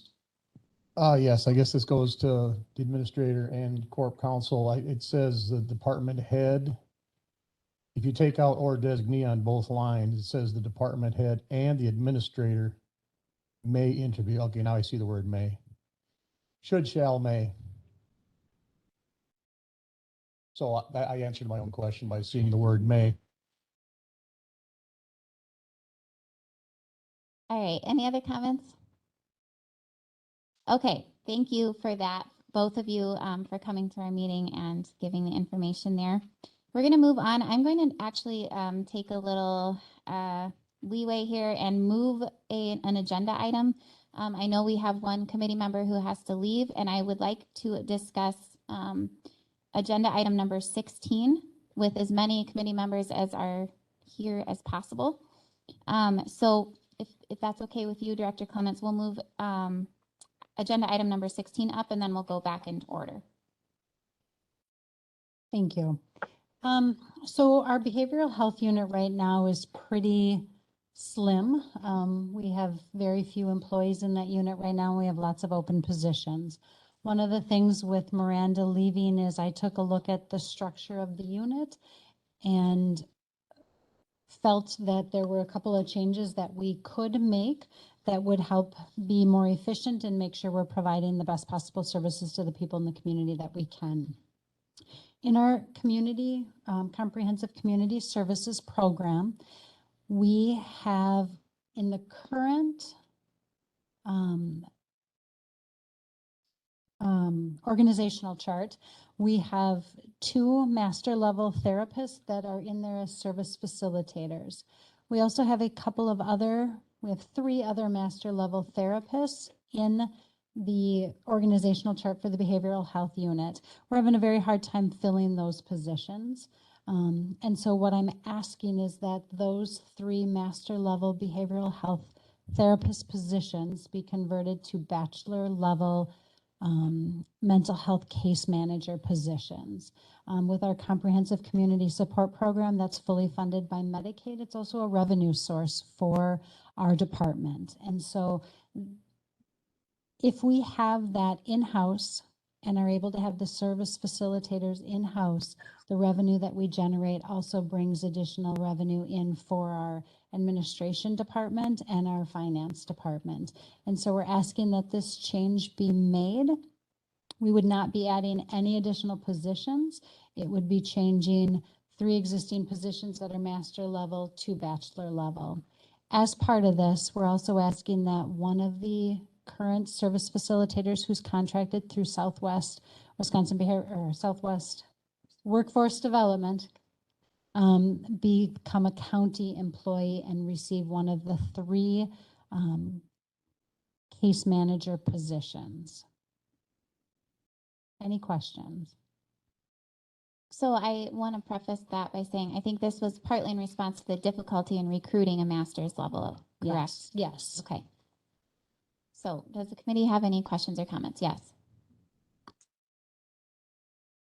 Is there anything that they do that requires a master's level? Service facilitators can have either a bachelor level or a master level degree. Our recoupment or reimbursement from the state just differs based on that level, but they are fully capable of doing the job with a bachelor degree. Then would all of them have a bachelor level, or is there going to be somebody with a master's level supervisor? We'll have to have a master level supervisor, but as far as the service facilitators, we believe that they can all be bachelor level service facilitators.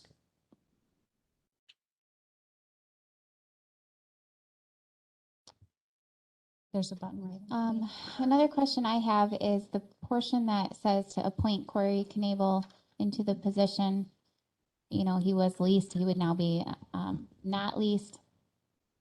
I don't know if anybody who's been on this committee for a while can remind me, did we run into a problem with this before when we forwarded that on? I feel like we've had this situation and I'm struggling to remember where, do you remember, Angie? I Okay, do. could you refresh my memory what happened? Yeah, the situation was a couple years ago, we brought forward actually a plan for about 7 leased positions to be appointed and transitioned into county positions that made it through this board, HHS board at that time, and was forwarded on to finance and personnel. It got held up there largely because they didn't want to add more county employees into the total number of county employees. So it's taking the leased employees and transitioning them. They wanted instead to just maintain that contract and pay the 7% admin. Just didn't want to add more to the county pool of employees. Thank you. I couldn't remember exactly what the concern was there. That proposal included 2 additional positions, not just these. It was also the custodian, which we're talking about again. And then it also included a therapist that is used for crisis out at the Richland School District. That is not part of this plan anymore. Okay, thank you. Yes. I wonder, since we're talking about naming Corey to one of these positions that we're talking about creating, I wonder if we can strike that language and you can go do that. You know what I mean? Can we just hire Corey to that position? It makes me a little squirrely to have it in the resolution that we're picking someone. The only thing would be that part 2 is getting him vacation time. That we can't do ourselves. Could we Be go over better that if quickly? it's 2 separate ones? Could we go over that quickly? I missed that part. So everything that's in italics there is what we were hoping to move Corey into. He would be a non-certified social worker, where this position, the new position, the mental health case manager, you could get a certified social worker or that step 2 grade G, which is where Corey would fall. Do you remember how that was? You can either do one or the other and put them into the position. Corey, though, because he's been around for so long, he loses a lot of benefits with Southwest already. So he's asked for 2 weeks of vacation upon his appointment to the position. Got it. And what's the current allowance? 1 week at 6 months, 1 week at a year. Madam Chair, Mr. Gottschall has a very soothing and comfortable voice, but he needs to raise his volume. Thank you, Mr. Seat. So then are we saying we still need to keep this all together? I would be in favor of I I would be in favor of bringing something forth to help a candidate get 2 weeks of vacation that is very tenured as a least staff. I am nervous to support something in resolution where we're naming someone. So how do we handle that? Do we take it out and make a separate? Aha. Yeah, look at that. We have attorney Mike Mitchell. I wanted to point out too, in your a question about mental health therapists supervising, that there is that one block for a CCS supervisor. That would be a mental health therapist as well. Actually, higher up than a mental health therapist would be the CCS supervisor. We've just had a hard time filling that job too.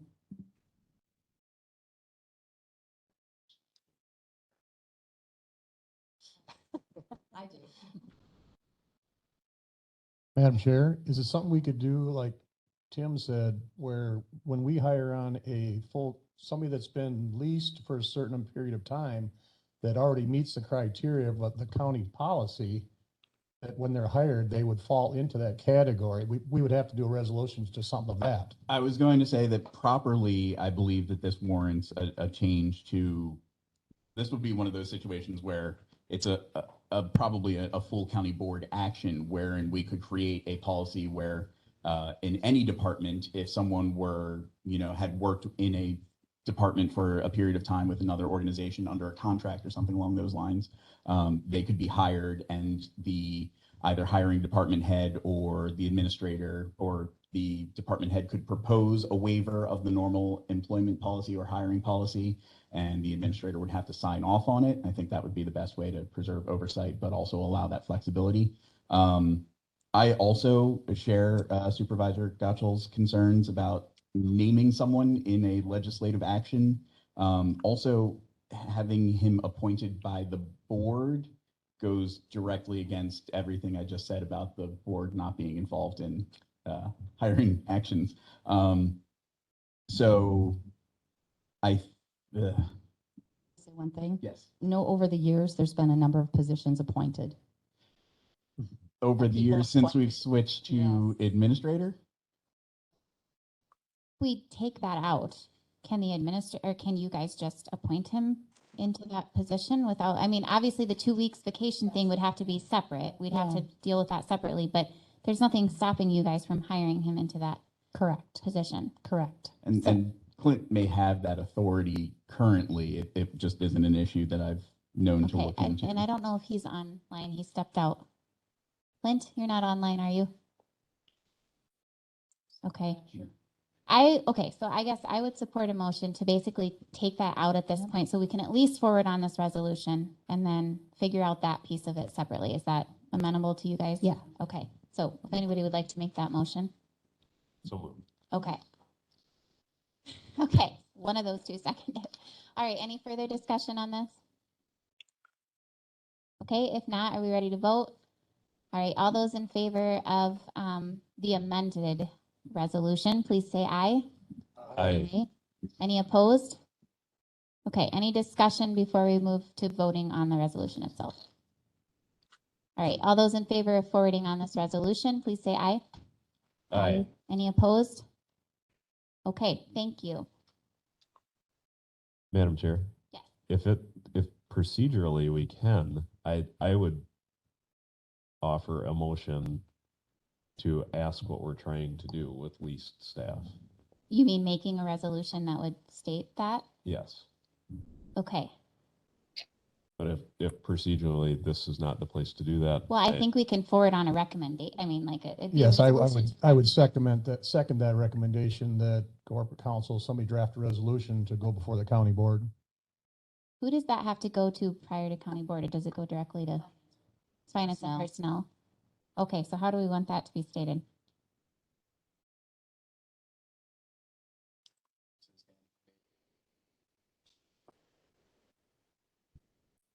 the Health and Human Services and Veterans Standing Committee recommends revision of the employee handbook.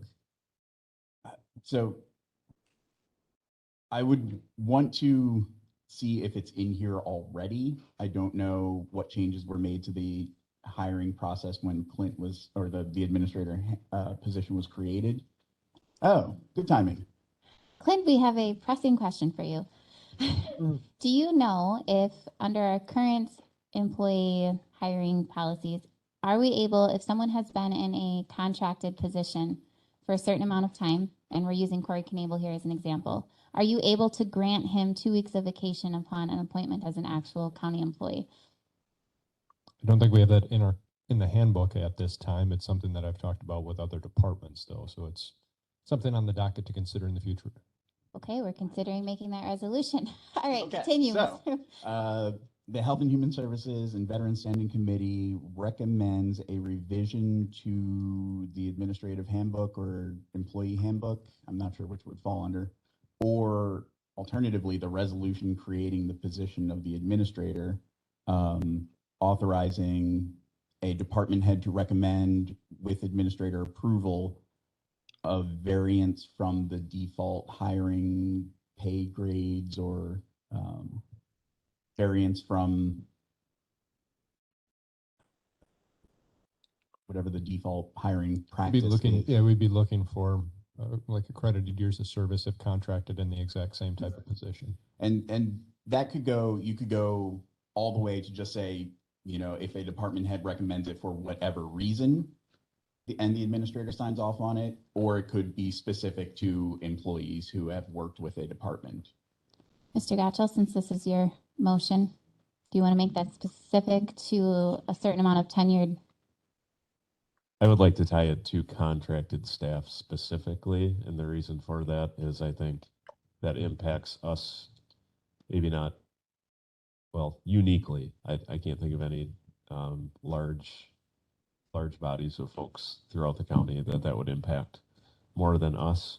And I think if we leave it wide open, then it's has a higher likelihood to fail in higher levels. So I would like to keep it tied with contracted staff.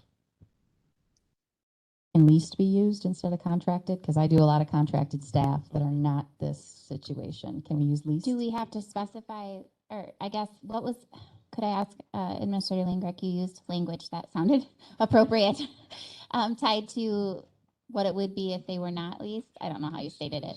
I've had about 6 thoughts go through my head since then, so I don't know if Gabe has it recorded, right? Just throw an or in there, leased or contracted, leased, contracted, or similarly positioned. Okay, do you want to read that off, Ms.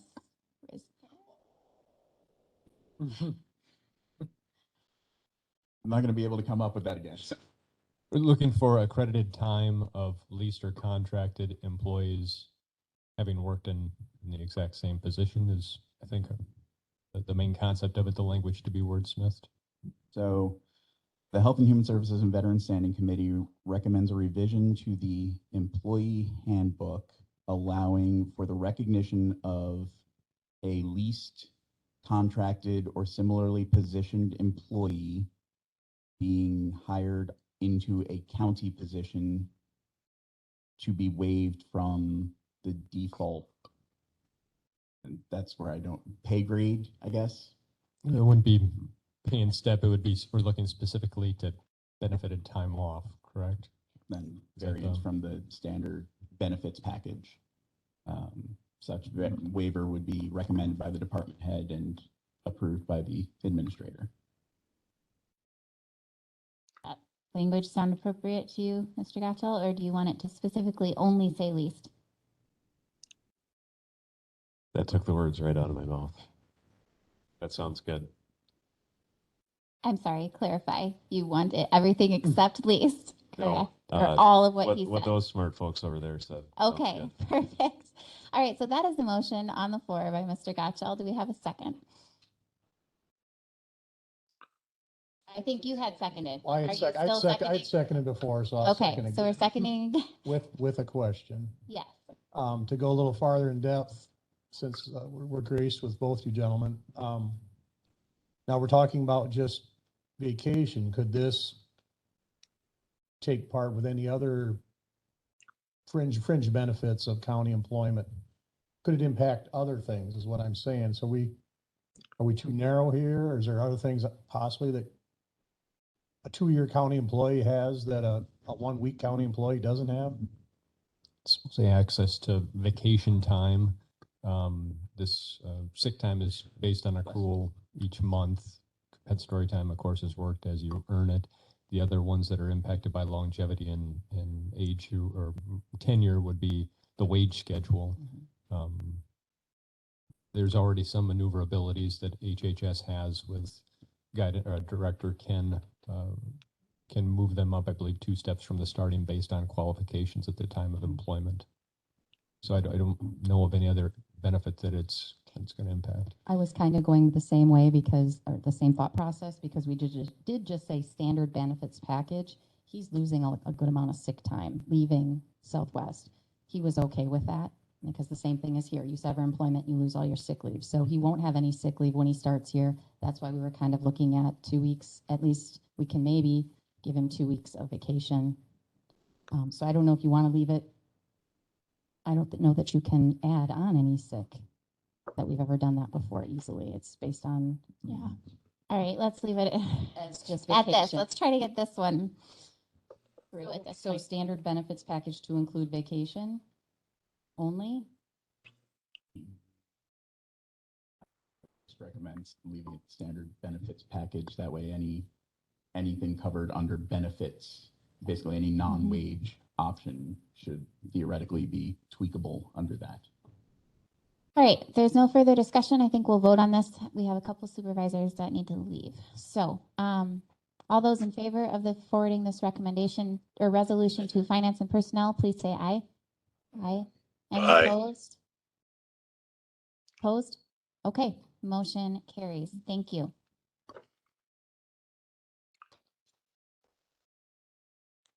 I believe we still have quorum, so we are able to continue. I know there's a couple of things that we will need to vote on. Next, however, would be the Veteran Service Office Budget Summary, number 9.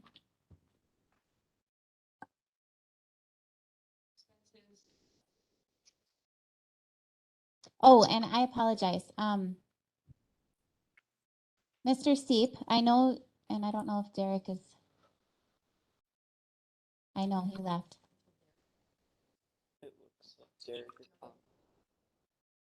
Right, and then it got added back. He got asked to come back, but I know that we're running kind of behind. Derek, are you still online? Oh, okay, perfect. All right. So this was a special request that he would come and speak to the budget, like just give us a very brief overview of what it includes, because the HHS budget is structured differently. So for members of this committee who are not familiar. Thank you. Thank you. All right. So what you have in front of you is a document that's called the Expenditure Guideline. So what this does is capture the expenditures as budgeted at a moment in time. So I'm going to go through the report. I'll point out the highlights, give you the brief summary and a very brief background. If you have any questions about what the numbers mean or where they come from, give me a call after the meeting, okay? And we'll go into more detail there because I know we're kind of tight schedule today. So the very top of the document says Expenditure Guideline. As I said, the periods listed are there from January 1 through August 31st, okay? So that'll always tell you, 1, what you're looking at, and 2, the time frame at which you're looking at. This report is going to include any charges or any financial transactions that are posted to this account, okay? If you look to the left, there's a timestamp there. So I ran this report today, 9/8/2022 at 8:15 in the morning. So that's also helpful. When you're looking at this, you can see when the report was generated. Directly underneath that, you'll see where it says fund, general fund number 10. This is the veteran service budget, the core budget for veteran service. So this would be Karen's operational budget. So it's housed under Fund 10 and it's Department 5550. Listed underneath the 5550 are all the individual budget lines that make up those expenditures, okay? So that column tells you everything that's in Karen's core budget as a veteran service office. So now we're going to move to the right. The next column that says annual budget, it says annual revised budget. We never changed that budget, so just ignore that word revised. That's what the system automatically generates. So this is the operating budget for 2022 for Karen. So you can see all those numbers down pertain to whatever line was budgeted and gives you a total at the bottom. So that's the annual budget for this veteran service office for 2022. The next line over to the right is the encumbered. We never use this feature, it automatically generates, so you can simply ignore that number. The next set of numbers is the actual month to date posted. So if you're looking at the top and following Clinton's cursor, looking at your screen, it'll say ACD, MTD, actual month to date posted. So that will tell you that those are the charges that would have posted to the account during the month of August. So this report was ran through August 31st. So I'll always put the most recent month that the financial structure is closed in, which would be August at this point. So those are the total charges that were incurred during August. The next column over, ACT-YTD, is actual year-to-date posted. So as the name implies, those are the actual charges that were posted year-to-date. So that gives you what was posted for each of those individual lines. The next number over, the next column, remaining balance, tells you, what's left in the account. And so you can see the budget line minus all those expenditures is going to give you that remaining balance. And then the furthest line over to the right is the percent, so utilization percent. So that's a very brief snapshot of what that report tells you on there. But a few things to note about this report. The numbers that are generated in this report come from the department head. So everyone is given a budget or expenditure guideline worksheet or a budget worksheet that looks very similar to this, except there's a bunch of lines in which department heads would fill out their budget, take it to the oversight committee, provide that budget to the clerk administrator's office, and accounting supervisor Wheelock and myself both play two different roles in this and work the budget this way. So these lines come directly from the department heads when creating their budget. There are a few exceptions. We do figure the salaries for these departments. I know HHS, Highway, Pine Valley, everyone does theirs a little different, but for the core budget and for this budget in particular, the administrator and clerk would work together to determine what the salary calculations are, give those out to the department heads when they're configuring their budget so they have those numbers, okay?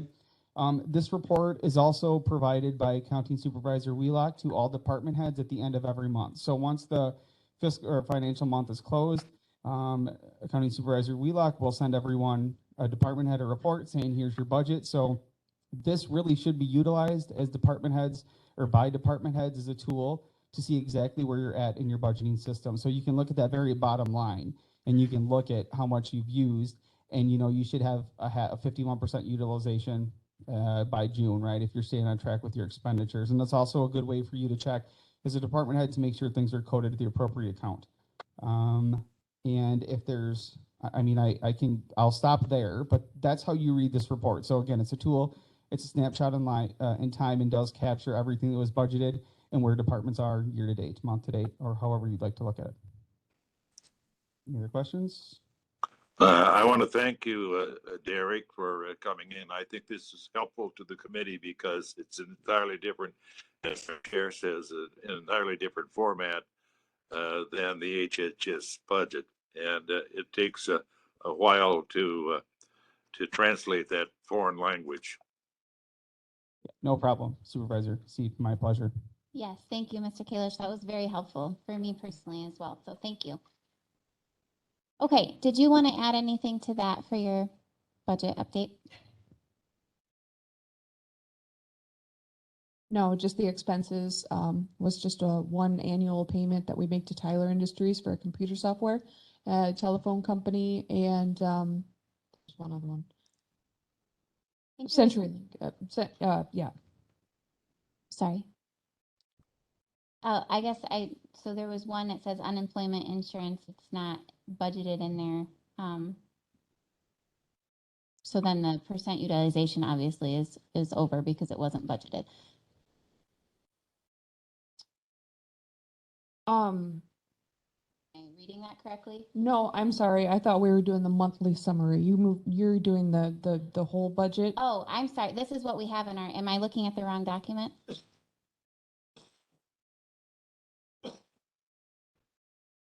I'm sorry. No, I thought we were talking about the monthly expenses. I'm sorry. Yes. So the annual, you're talking about the annual budget. I guess it's a month to date posted, which that would have been in this month, 145.58 in unemployment insurance. I just was curious because that isn't in the budget. It's line item. That probably referred to our previous benefit specialist, the Okay. 145. Okay, He left on March 1st. gotcha. Thank you. All right, any other questions from any? members? Madam Chair, there was just a question about care of graves. I understand from Mr. Kalish that care of graves is handled in his budget and not in this budget. What? I don't understand. I'm sorry. Mr. Seaver. Karen mentioned earlier that there's an expense, her office has the expense for care of graves. Mr. Kalish has indicated that care of graves are paid out of his county budget. Madam Chair, if I can clarify, I can review that. Yes, thank you, Mr. Kalish. Okay, so the budget that we're looking at and the one that I just reviewed is the Hhs Core Budget. So some departments have several different budgets. So for instance, Karen mentioned her her veteran service grant, the 9350. So that's still housed in Fund 10, but that is a different budget outside of her core operational budget. There is the Soldiers and Sailors Fund. That is a different budget that is over, that's, the oversight on that falls in Karen. And then there's the care of vet graves, which I believe is the one Don is referencing. Yes. And that's the one that I, as the county clerk, oversee that one. And Karen, if I've misstated something, please correct me, but I believe that's how your accounts are structured, correct? Correct. The state's, I think it's 45.84 that discusses the care of graves and the specific statutory language on that. And in terms of how those function is, my deputy is actually in the process of sending out. So we send out forms to all the cemetery associations within the county every year, requesting they tell us the number of veterans they have and what type of veteran they are. They return those forms to us, and then during the month of October, based on what they reply with what they have for vets, we from the county clerk's office issue a check to the cemetery associations. But again, that is not part of Karen's core budget nor her oversight budget. That happens at the county clerk's office. Okay, thank you. I think we'll move on. We're at the 2-hour mark here as it is. Thank you, Mr. Kalish and Karen. The next agenda item is agenda item number 10, approve a resolution supporting Operation Green Light for Veterans. The Green Light for Veterans was introduced, the information is in the packet. It was introduced by the National County Association, NACO. It was started by a representative, I believe it was from Colorado, and then endorsed by Pennsylvania. And it is the week of, it's the November 5th through the 11th, which runs straight through Veterans Day. And it's basically, they're encouraging all houses, business, companies, homes, apartments to decorate the outside with a green light, showing support for veterans, transitioning veterans, as we were talking about earlier with the Afghan, Iraq. The ones that are leaving service, they face the highest suicide rate as they're transitioning for that first 12 months prior to leaving service. So this is just in support. It's just a way to show those veterans community support. And like I said, the NACO has asked counties. This is an initiative that's going on in many other counties as we speak, and I'd like the county board to endorse it via this committee. Okay. So it says, I'm looking at the resolution, which is 10A. It says, now therefore be it resolved with designation as a green light for Veterans County.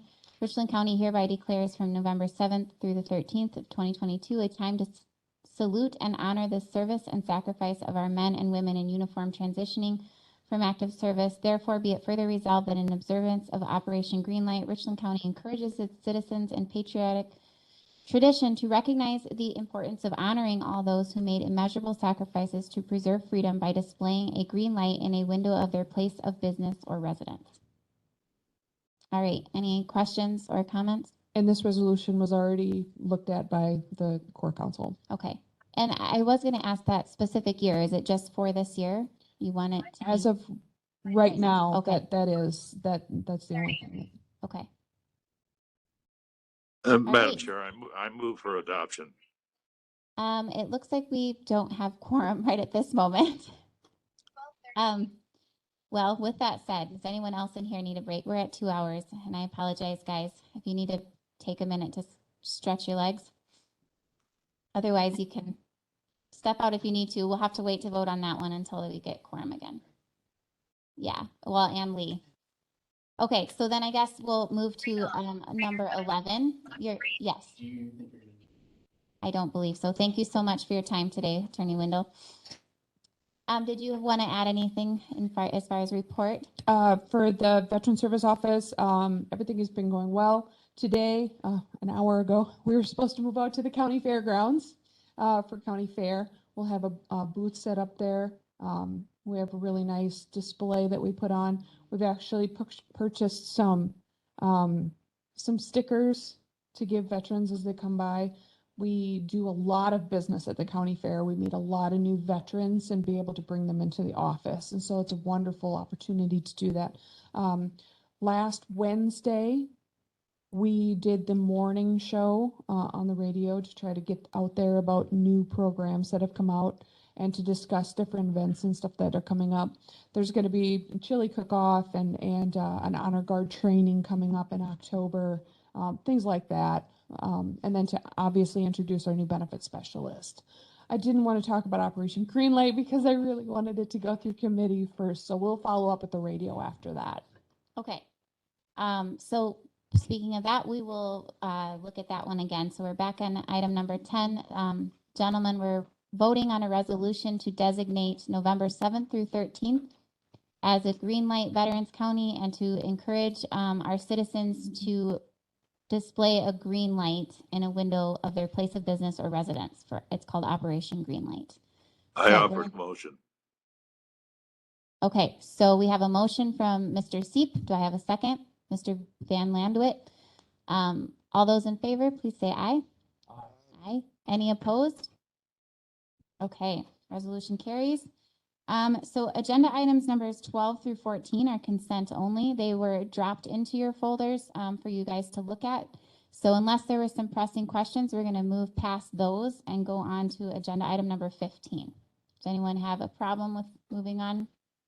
Okay, so agenda item number 15 then, Ms. Risner, it will be approve HHS contracts, agreements, and amendments.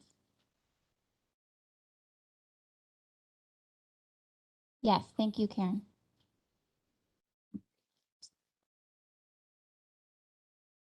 Okay, so the ones at the top are of the handout that's in your folder is the amended contracts for 2022.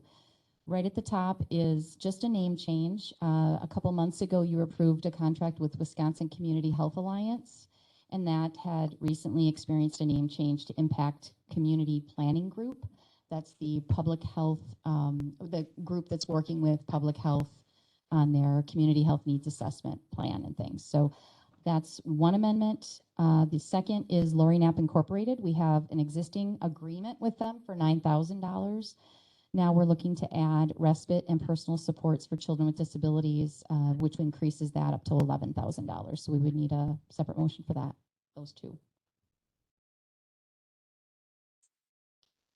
Okay, any questions from the committee? All right, so we'll need a motion on the top portion and then a motion on the second. Okay, so a motion on the top portion for the two. Mr. Van Landewip so moves. Do I have a second? Second. Second by Dr. Barris. Any discussion? All right, all those in favor, please say aye. Aye. Any opposed? Okay, and then we need a motion for the contract with the Richland Hospital. Yeah, that's largely just to provide respite to ADRC consumers. So it's roughly $3,000, up to $3,000 for 2022. Do I have a motion from the committee? Dr. Barris moves and Mr. Van Landwit seconds. Any discussion? You have a comment, Ms. Chicker? I guess mine is more of a question. Is that a per patient amount not to be exceeded or an annual not to be exceeded? So that's annual, not to be exceeded, up to $3,000 for the rest of the year. I think they only had one patient, the ADRC. I don't know all the details, so. Thank you. Yeah. All right, all those in favor, please say aye. Aye. Aye. Any opposed?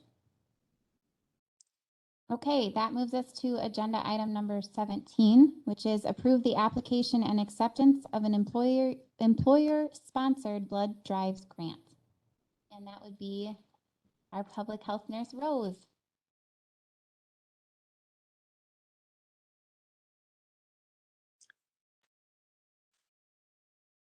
While she's preparing, I have a question for you, Angie.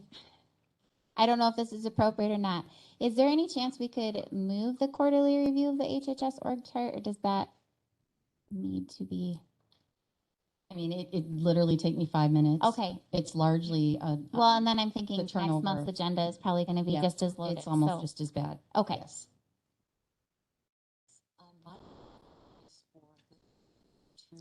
Oh, I don't know if you're. It's on. Hello, is this better? No. Not a problem. I'll just pretend I'm home. And those online here, okay? Yes. My request is for the committee to consider public health being able to pursue some grant funding that would allow a Wisconsin employer, in this case Richland County, to coordinate and organize a blood drive of its employees solely. And we would look at gaining $25 per unit of whole blood collected.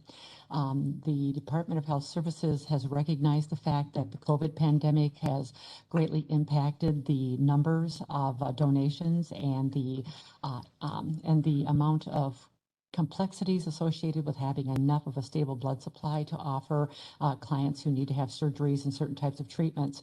And there is statutory law 255 for public health, actually addresses chronic disease and injury prevention. And as a result, they're utilizing the funding under that type of category to offer this opportunity.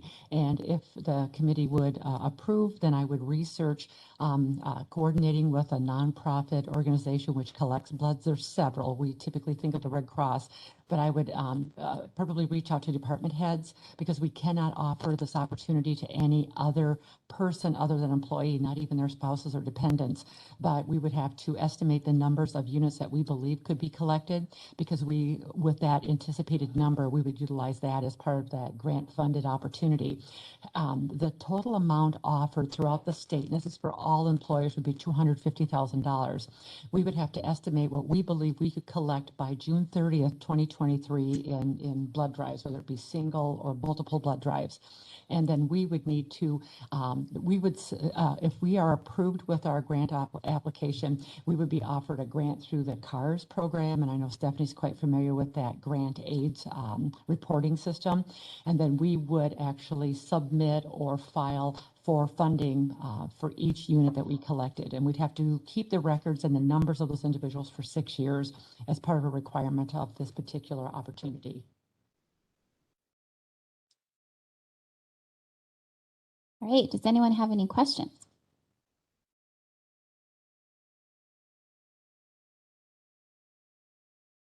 I mean, I think it sounds great. How long typically does it take for an employee to, would it be coming to the, I guess, where would it be held? That's a good question. We could look at different venues. Again, I'm in kind of just that beginning exploratory phase. We could look potentially at our main conference room. We could, I don't know if Pine Valley would want to participate. They have a large commons room in that facility. And given the fact that they have folks that worked each shift, they might have the ability to allow their staff to be released to do that as Richland County employees. So there are opportunities. The most important thing is that we, of course, we can't offer it to anyone else. And so just being able to advertise it just internally and to gain those numbers. But yeah, we could look at some different larger venues here that are available in the county. Go ahead, Ms. Chicken. Did you have I don't think you're on. Right. Thank you, Francis.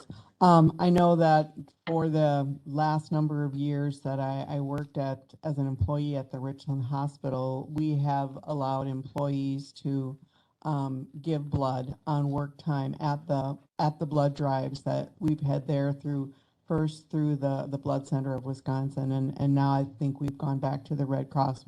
We have blood drives generally for whoever provides us our blood supply, or provided the hospital with its blood supply. The employees thought it was a great benefit, and it really did increase the amount of participation at the various blood drives itself. So I guess I can see the benefit to the addition.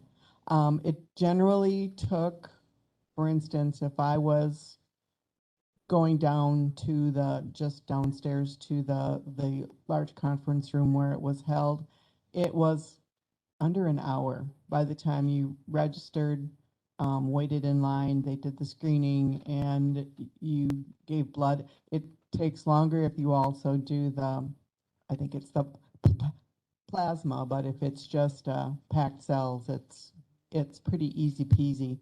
You recover for a little while and you go back to work.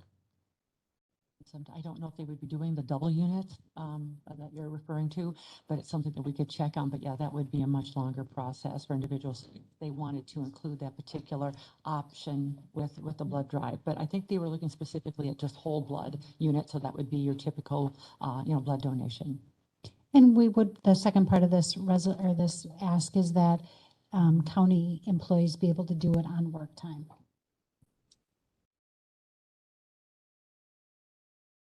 We ready to vote, or anybody have further comments or discussion? Okay. Well, actually, I guess we need a motion.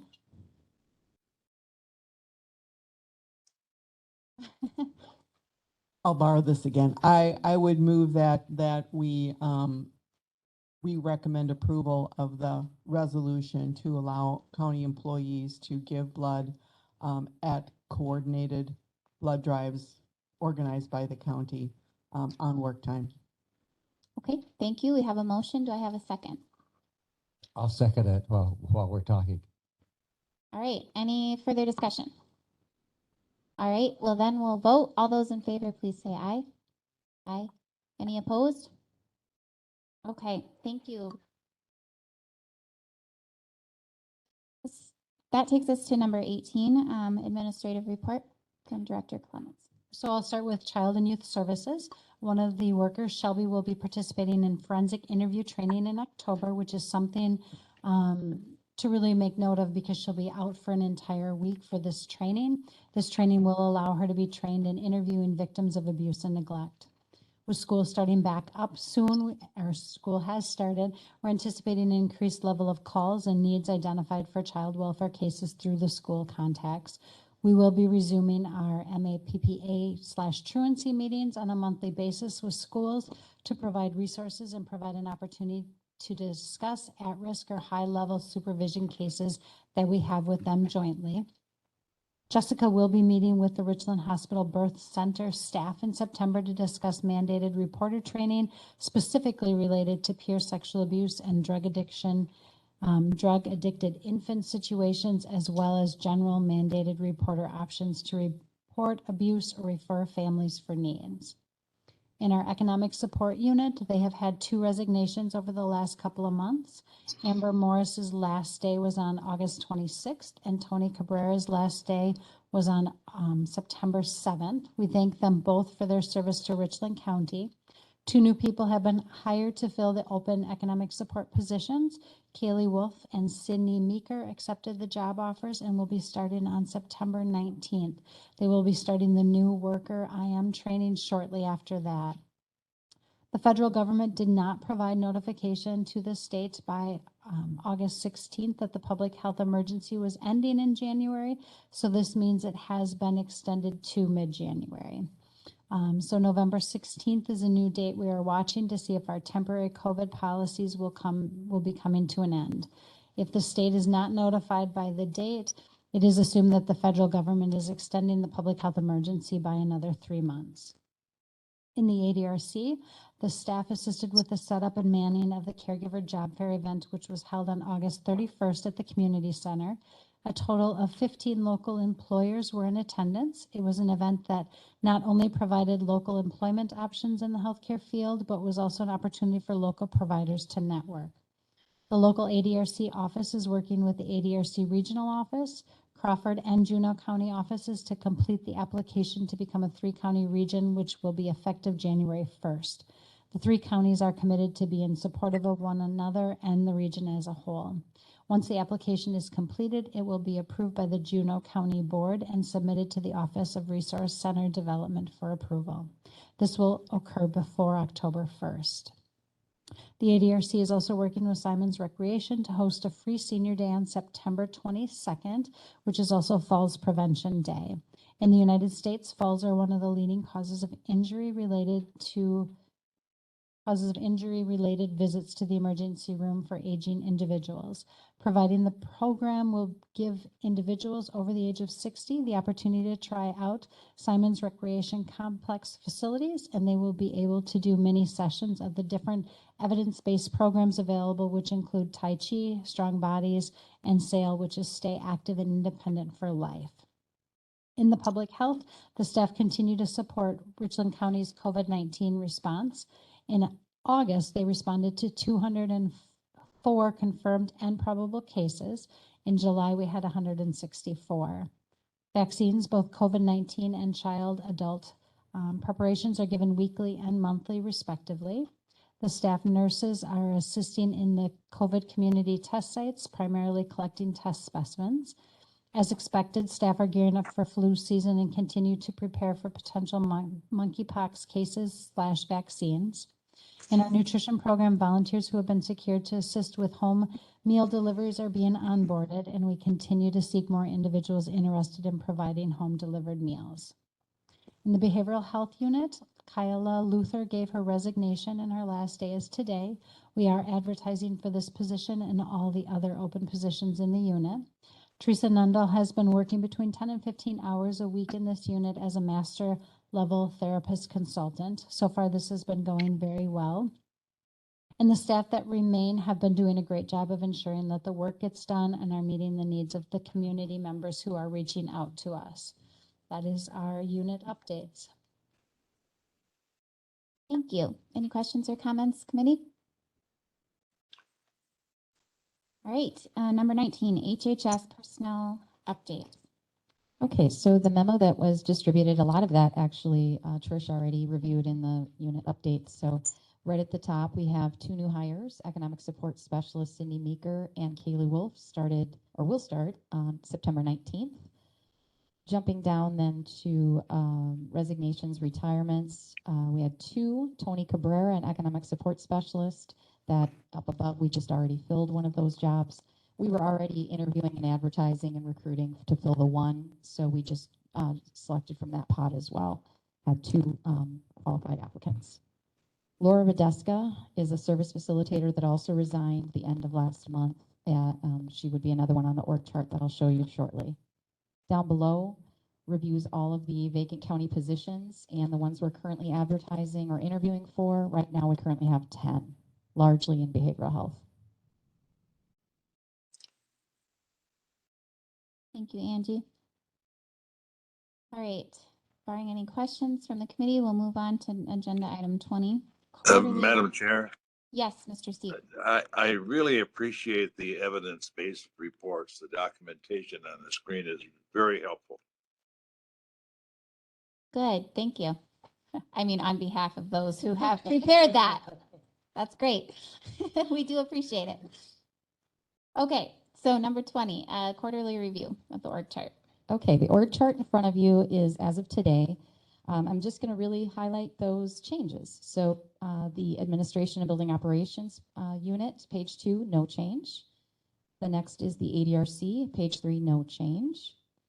And then page 4. And the reason I wanted to review this today is because what we gave you earlier was the Behavioral Health Services reorganization or restructure plan that we're looking at. There's a lot more color there. Positions we're not looking to refill, things like that. This is actually what's happening right now. So right now we have vacancies starting at the top with the actual in yellow Behavioral Health Services Manager position is now vacant. Trish mentioned that we employed towards the left column, LTE Clinical Supervision Consultant. Teresa Nundahl is kind of filling in some of those duties that we need the manager to actually take care of. So those are on the left-hand side. We're going to go right below her to the Mental Health Outpatient Clinic. There are now 1, 2, 3 vacancies for mental health therapists, plus the new substance abuse counselor on the second row that is also now vacant. Kelly McGann, I just wanted to point out in the middle there now is a psych nurse that is now doing some APS work temporarily because we still in the upper right have 2 vacant APS positions that we have not been able to fill. Going under the blue column of Comprehensive Community Services, most all of those positions there are now vacant, except for who we had talked about earlier, Corey Knabel. And then Alice Lawrence Retrum is also a psych nurse that is doing crisis work temporarily for us to fill that need. Some hiring that happened in the Children's Long-Term Support and Birth to 3 programs under Lori Cooey. Emily Phelps was the new case manager hired there. And right underneath the second column or second row is the CST coordinator. We are looking to interview, I think next week, to fill that position as well, which is another hat that was worn by some of the service facilitators that vacated. So we do need that CST coordinator leased position to be filled as soon as possible. Page 5, no change to the Business and Financial Services. Page 6, we have one new hire, a child and youth case manager in that unit. On the third row, Kaya Holtzman. And we are looking to interview an individual that we have possibly for that last vacancy. That's just a couple over from Kaya. And then that unit hopefully will be fully staffed before the end of October. Page 7, Economic Support Unit. We had 2 vacancies, which you'll see there, and then those next month, once they've, next quarter, you'll see their names actually plugged into this because they would have started when I review this sheet again with you guys. And then the last is page 8, the Public Health Unit. I've removed largely everything on the far left that was a lot of the termed employees from last month that were employed temporarily as LTEs through the Southwest Workforce Development Board in our response to COVID. So there are still a few employees that are county working the front desk that actually do assist still with all the vaccine clinics. And then myself still doing the Richland County PIO work as well. Any questions?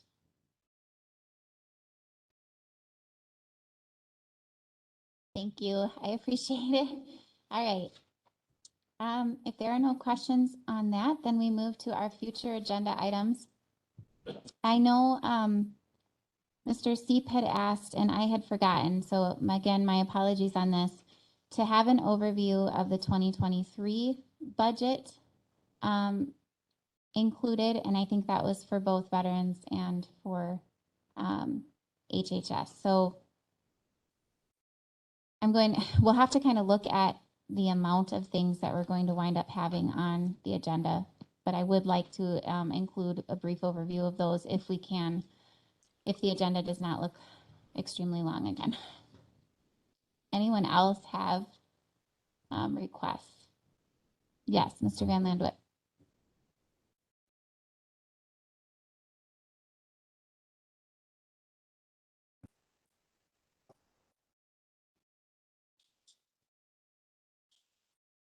Madam Chair, I can't hear. Don, can you? Yes.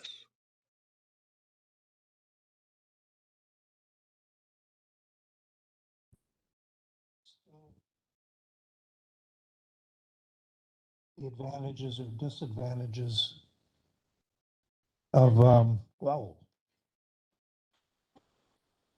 the advantages or disadvantages of housing the CVSO office in the HHS facility. As a veteran myself, I know quite a number of veterans that have been here, I come here. And the stigma that some may have, and that seems to be what was reported, may be a problem for some, but I don't know. I think they asked earlier, Don might have asked, how extensive is this? Well, who did the reports, or in fact, Ken brought that up too, a veteran. I'd like to suggest that, many of these men are broken. Knowing quite a number myself that served in Mr. Vietnam. Van Landwit, it's just that on this agenda item, we can talk about what we want to put on a future agenda, but not like get into big details on it. So I think what I'm hearing you say is you would like to discuss that possibility on the next agenda, which we did ask Karen, and I'm planning on meeting with her further to kind of discuss specifics. Right. To get into some of the specific numbers on what does that look like if we do make that move, and looking at comparable counties and where do they house their veterans office, how many claims do they file, what type of assistance do they utilize in that particular county. So I do want to continue that discussion, yes. Good. But as, just add that little bit that I know a lot of veterans that come to this facility and they have no problem. So that's just something to kind of consider when we do that. So Okay. I Well, do that would be appreciate, good input when we. I appreciate the addition. Thank you. Yeah, you're welcome. Anyone else? Okay. Yes. I have, are we going to do the Pledge of Allegiance? That was definitely something. I don't know where we stand. I think we're going to have to probably discuss that. I don't have a problem with doing that. I don't know if we have to discuss that as a board, if we just stick it in. I'll have to think about that, I guess. Anybody want to give input on that? Yeah, let's just put it on the agenda. And I mean, I would love to hear you guys' talk or thoughts on it, but since it's not on this agenda, we'll move that. Okay. I lost my train of thought. The other thing that's been brought up to me is starting the meeting earlier, like we used to before. I don't know if that's because these have been going so late. We used to start, HHS started at 9:30. Okay, we can certainly discuss that. My hope is that not every meeting is going to take this long, but we do have with the budget season, yeah. So that would be a discussion. Perhaps the two of those could be in one agenda item where it's just discussing like our procedure and the time frame for that. Okay, so yeah, on that note, thank you all for sticking with me for 2.5 hours. I do not want to make that a practice. Unfortunately, there was just a lot of things that needed to be discussed on this meeting. So I really appreciate your patience. I appreciate all of you taking this time and putting all this effort into it. Thank you very much for that. I'm going to warn you guys in advance. Next meeting will probably be similar. Hopefully after that, we can cut back on the amount of time that's required. And again, just encouraging you guys, because we have such a weighty discussion at the next one, please make sure you're reading through your whole packets and kind of coming with some thoughts on our discussion, particularly on the budget levy reductions. So, all right, I will need then a motion to adjourn to our next, does anybody have that date? 13th, thank you. So moved by Mr. Van Landwit, the second. Oh, yes, okay, all those in favor, please say aye. Aye. Aye. Thank you for the